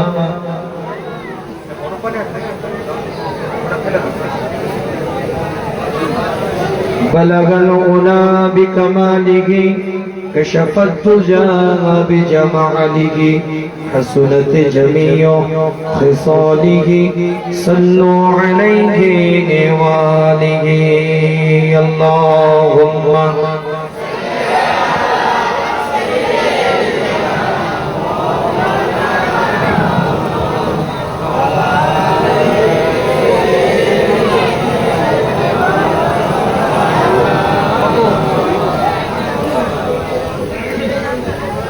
সকলে 3 বার সূরা ফাতিহা শরীফ 10 বার সূরা ইখলাস শরীফ 11 বার দুরূদ শরীফ পড়ে দোয়া সাবরে সানি সানি গরম তাবারুক দিয়ে দাও বাবু তাবারুক দিয়ে মাশাআল্লাহ দীর্ঘ সম্ভবত 3 বছর মসজিদে হয়েছিল না এক কথা বলেন 3 বছর মসজিদে হয়েছিল না কত বছর 3 বছর মাশাআল্লাহ এবছরে একটু বাইরে হয়েছে বাইরে ওয়াজটা হলে একটু দেখতে একটু ভালো লাগে কি ভাই কথা ঠিক আছে সাউন্ড সিস্টেমটা একটু ভালো করে সাজানো যায় মসজিদের ভিতর তো দেওয়াল থাকে যাই হোক আল্লাহ পাক কবুল করুন সকলে বলেন আমিন ধরে রাখেন সুন্দর পরিবেশ একটু সুন্দরভাবে গুছিয়ে একটু পরিবেশটা করেন মহব্বত করেন সবাই মিলে পড়েন আপনারা গ্রামবাসী ভাইরা আছেন পাড়ার এই এলাকায় কোরকাই পাড়াটাই তো কোরকাই পাড়া সবাই করা হয় নাকি মাশাআল্লাহ আল্লাহ কবুল করেন 25 খতম কোরআন তেলাওয়াত 74,000 দোয়া ইউনুস পড়া সকলে এবার কম বেশি আমরা পড়িছি নিয়ত করে তেলাওয়াত যারা করেছেন কম বেশি 2-1 পারা পড়লে নিয়ত করে আল্লাহ কবুল করেন আপনারা সকলে পড়ে সকলে দোয়া চাইবেন আমি গুনাহগার আপনাদের কাছে দোয়ার প্রার্থী আমার ওয়ালিদ সাহেব হুজুরের জন্য দোয়া করবেন অসুস্থ আছে কলকাতার বাড়িতেই আছে আমি ওখান থেকে আসছি আবার ওখানে কলকাতার বাড়িতেই আবার যেতে হবে খুব ব্যস্ত মধ্যে আছি সকালে ফিরেছি সারাদিন ওখানে ছিলাম আমি আগেও বলেছি হুজুরের সামনে আমার একটা ওটি আছে দোয়া করবেন আল্লাহ যেন সুস্থতার সাথে শেফায়ে আজেলা কামেলা নসিব করেন সকলে বলেন আমিন আমার একটা বোন তিনি অসুস্থ আছে তার জন্য দোয়া করবেন মুম্বাই চিকিৎসারত অবস্থায় আছে দোয়া করবেন সেখানে একটু টেনশনে আছে সবকিছু আল্লাহ করছে আল্লাহ যাতে আল্লাহ যেন সুস্থতা দেন শেফায়ে আজেলা কামেলা নসিব করেন জোরে বলেন আমিন আল্লাহ যেন হায়াতকে দারাজ করেন সকলে বলেন আমিন সকলে একটু দোয়া করবেন যদি মনে পড়ে দুটো দোয়া চাইলাম একটু দোয়া করুন আমি আপনাদের জন্য দোয়া করি সকলে কম বেশি তেলাওয়াত করে দেন মাস 28 কত কম বেশি পড়া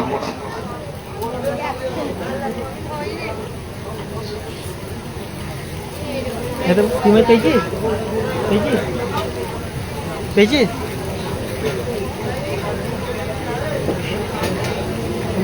আল্লাহ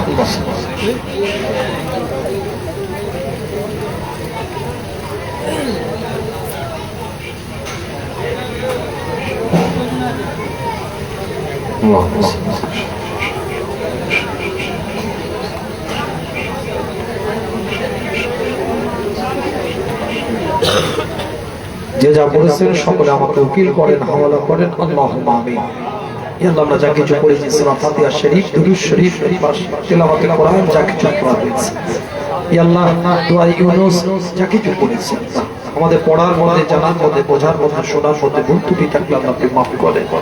যদি কিছু সওয়াব দান করে আকায়ে নাম তাজদারে হারাম মদিনাতুল হুজুর আকরাম সাল্লাল্লাহু আলাইহি ওয়াসাল্লাম কদম মুবারক পৌঁছে দেন। হুজুরের নালাইন শরীফের ওসিলায় সাহাবায়ে কেরাম, তাবিঈন, তাবে তাবিঈন, আইম্মা মুস্তাহিদিন, আইম্মা মুফাসসিরিন, চার ইমাম গৌস কুতুব আপনাদের আল্লাহ পাক সওয়াব করা পৌঁছে দেন। শুহাদায়ে বদর, শুহাদায়ে কারবালা, শুহাদায়ে উহুদ, শুহাদায়ে খান্দক, যে যেখানে শহীদ হয়ে গেছে, মক্কা শরীফ, মদিনা শরীফ, ফুলবাড়ী শরীফ, পাটপাড়া শরীফ, বাগদাদ শরীফ, তাসবিহ শরীফ, মুজাফফাত, ফুরফুরাশ, যত ওলি কুতুব আপনার আল্লাহ তাআলাদের সকলে আল্লাহ পাক ফুরফুরাশ শরীফের জমিনে মুজাদ্দিদ জামান কুতুবুল আলম আমির শরীফ, আমাদের পীর, আমাদের আশরাফ দাদা পীর সহ তার পাঁচ কালিজা টুকরা দাদা জান হুজুর গন্ধের আরওয়াহ পাক সাল্লাল্লাহু আল্লাহ আমার বংশে যত মুরব্বী চাচাজান হাজরাতরা বিদায় নিয়েছেন তাদের চাচাজান গন্ধের আরওয়াহ পাক সাল্লাল্লাহু করেছেন। মুজাদ্দিদ জামানের যত খলিফা, বিশেষ করে আমরা যারা উলুবিদিয়া জমিনে শুয়ে আছে, হাজী ইসহাক রাহমাতুল্লাহ মুজাদ্দিদ জামানের চাচাতো ভাই হুজুরের রূহ মুবারক সাল্লাল্লাহু করেছেন।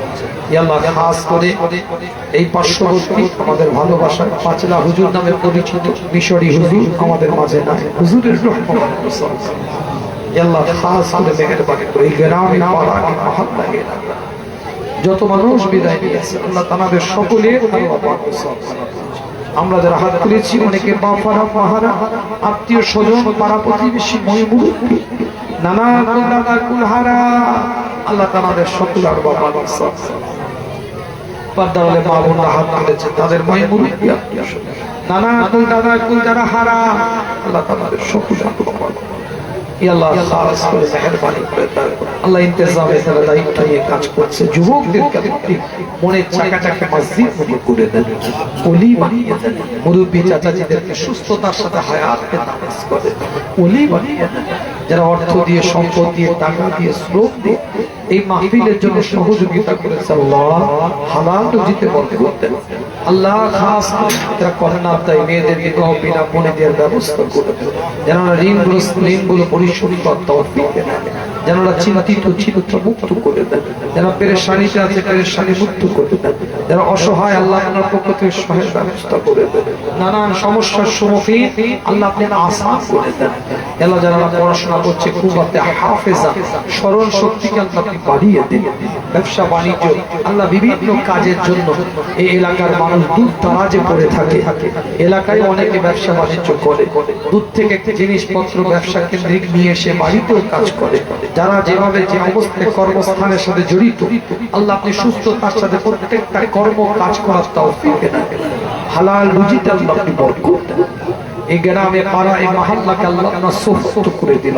দুনিয়াবি বালা মুসিবত, আসমানি বালা মুসিবত, মানুষের কুনজর, বদনজর, জিন্নাতের উপদ্রব, শয়তানি চক্রান্ত, জাদু টোনা, সেহের থেকে প্রত্যেকটা পরিবারকে আল্লাহ আপনি হেফাজত করেন। এই গ্রামে মহল্লা এলাকার মধ্যে ঐক্য আল্লাহ আপনি দান করেন। আল্লাহ খাস করে যারা পড়াশোনা করছে কুওয়াতে হাফেজা দিয়ে স্মরণ শক্তি বাড়িয়ে দিয়ে আল্লাহ সুহালে রেজাল্ট করার তৌফিক দেন। গুনার বোঝা মাথায় নিয়ে খোদা তোমার দরবারে দুটো হাত তুলেছে, বাপ মারলে মায়ের কোলের মধ্যে চলে যায়, মায়েরা চলে তলায় গিয়ে লুকিয়ে যায়, তুমি ফেরত দিলে কার কাছে যাব, কোথায় গিয়ে আমিন আমিন করব। ছেলে না কাঁদলে মা দুধ দেয় না, আল্লাহর বান্দা না কাঁদলে আল্লাহর রহমত পাওয়া যায় না। মুমিনের চোখের পানি আল্লাহর দরবারে জমা থাকে, চির হাসি হাসতে যদি চান দুনিয়ার বুকে কেঁদে নেন। আল্লাহর নবী বলেন জাহান্নামবাসীরা তো কান্না কাঁদবে, তাদের চোখের অশ্রুর দ্বারায় বড় বড় নদী হয়ে যাবে, সে কান্নায় কোনো ফায়দা হবে না। যে চোখটা দিয়ে আল্লাহর মহব্বতে, রাসূলের মহব্বতে মাছির মাথা পরিমাণ অশ্রু বেরিয়ে যায়, ওই চোখটাকে আমার আল্লাহ জাহান্নামের আগুনের জন্য হারাম বানিয়ে দেয়। আল্লাহ আপনি কবুল করুন। এতগুলো মানুষ আল্লাহ একজনকে নেককার বান্দা না, আল্লাহ তার ওসিলায় কবুল করুন। আল্লাহ পরবর্তী প্রজন্ম বাচ্চা কাচ্চাগুলোকে দ্বীনি ইলম দান করুন, শরিয়াত মোতাবেক চলার তৌফিক। আল্লাহ আমার মা বোনগুলো হাত হাতে তাদের মনে আল্লাহ স্বামী হারা স্ত্রী সন্তান হারা মা আল্লাহ আল্লাহ আমার মা বোনগুলোকে রাবিয়া খাদিজা আয়েশা ফাতেমা বানিয়ে দাও মুসলমান না করে মওত দিবেন না মুসলমান না করে কাফন বানাবেন মুসলমান না করে কবরে দিবেন যতদিন দুনিয়া রেখেছেন ঈমানের সাথে রাখবেন আল্লাহ আপনার ঈমান ইয়া আল্লাহ আমার নবীর তরিকা মোতাবেক আমাদের চলার তৌফিক যে পথে চললে আপনি খুশি সেই পথে চলুন আল্লাহ আমাদের চলার ক্ষমতা নেই আমাদেরকে চালিয়ে নেন আল্লাহ ربنا تقبل منا انك انت السميع العليم وتب علينا انك انت التواب الرحيم ربنا لا تزغ قلوبنا بعد إذ هديتنا وهب لنا من لدنك رحمه انك انت الوهاب والله المستعان على ما تصفون نصر من الله وفتح قريب نعم المولى ونعم النصير برحمتك يا ارحم الراحمين كلمة لا اله الا الله محمد السلام عليكم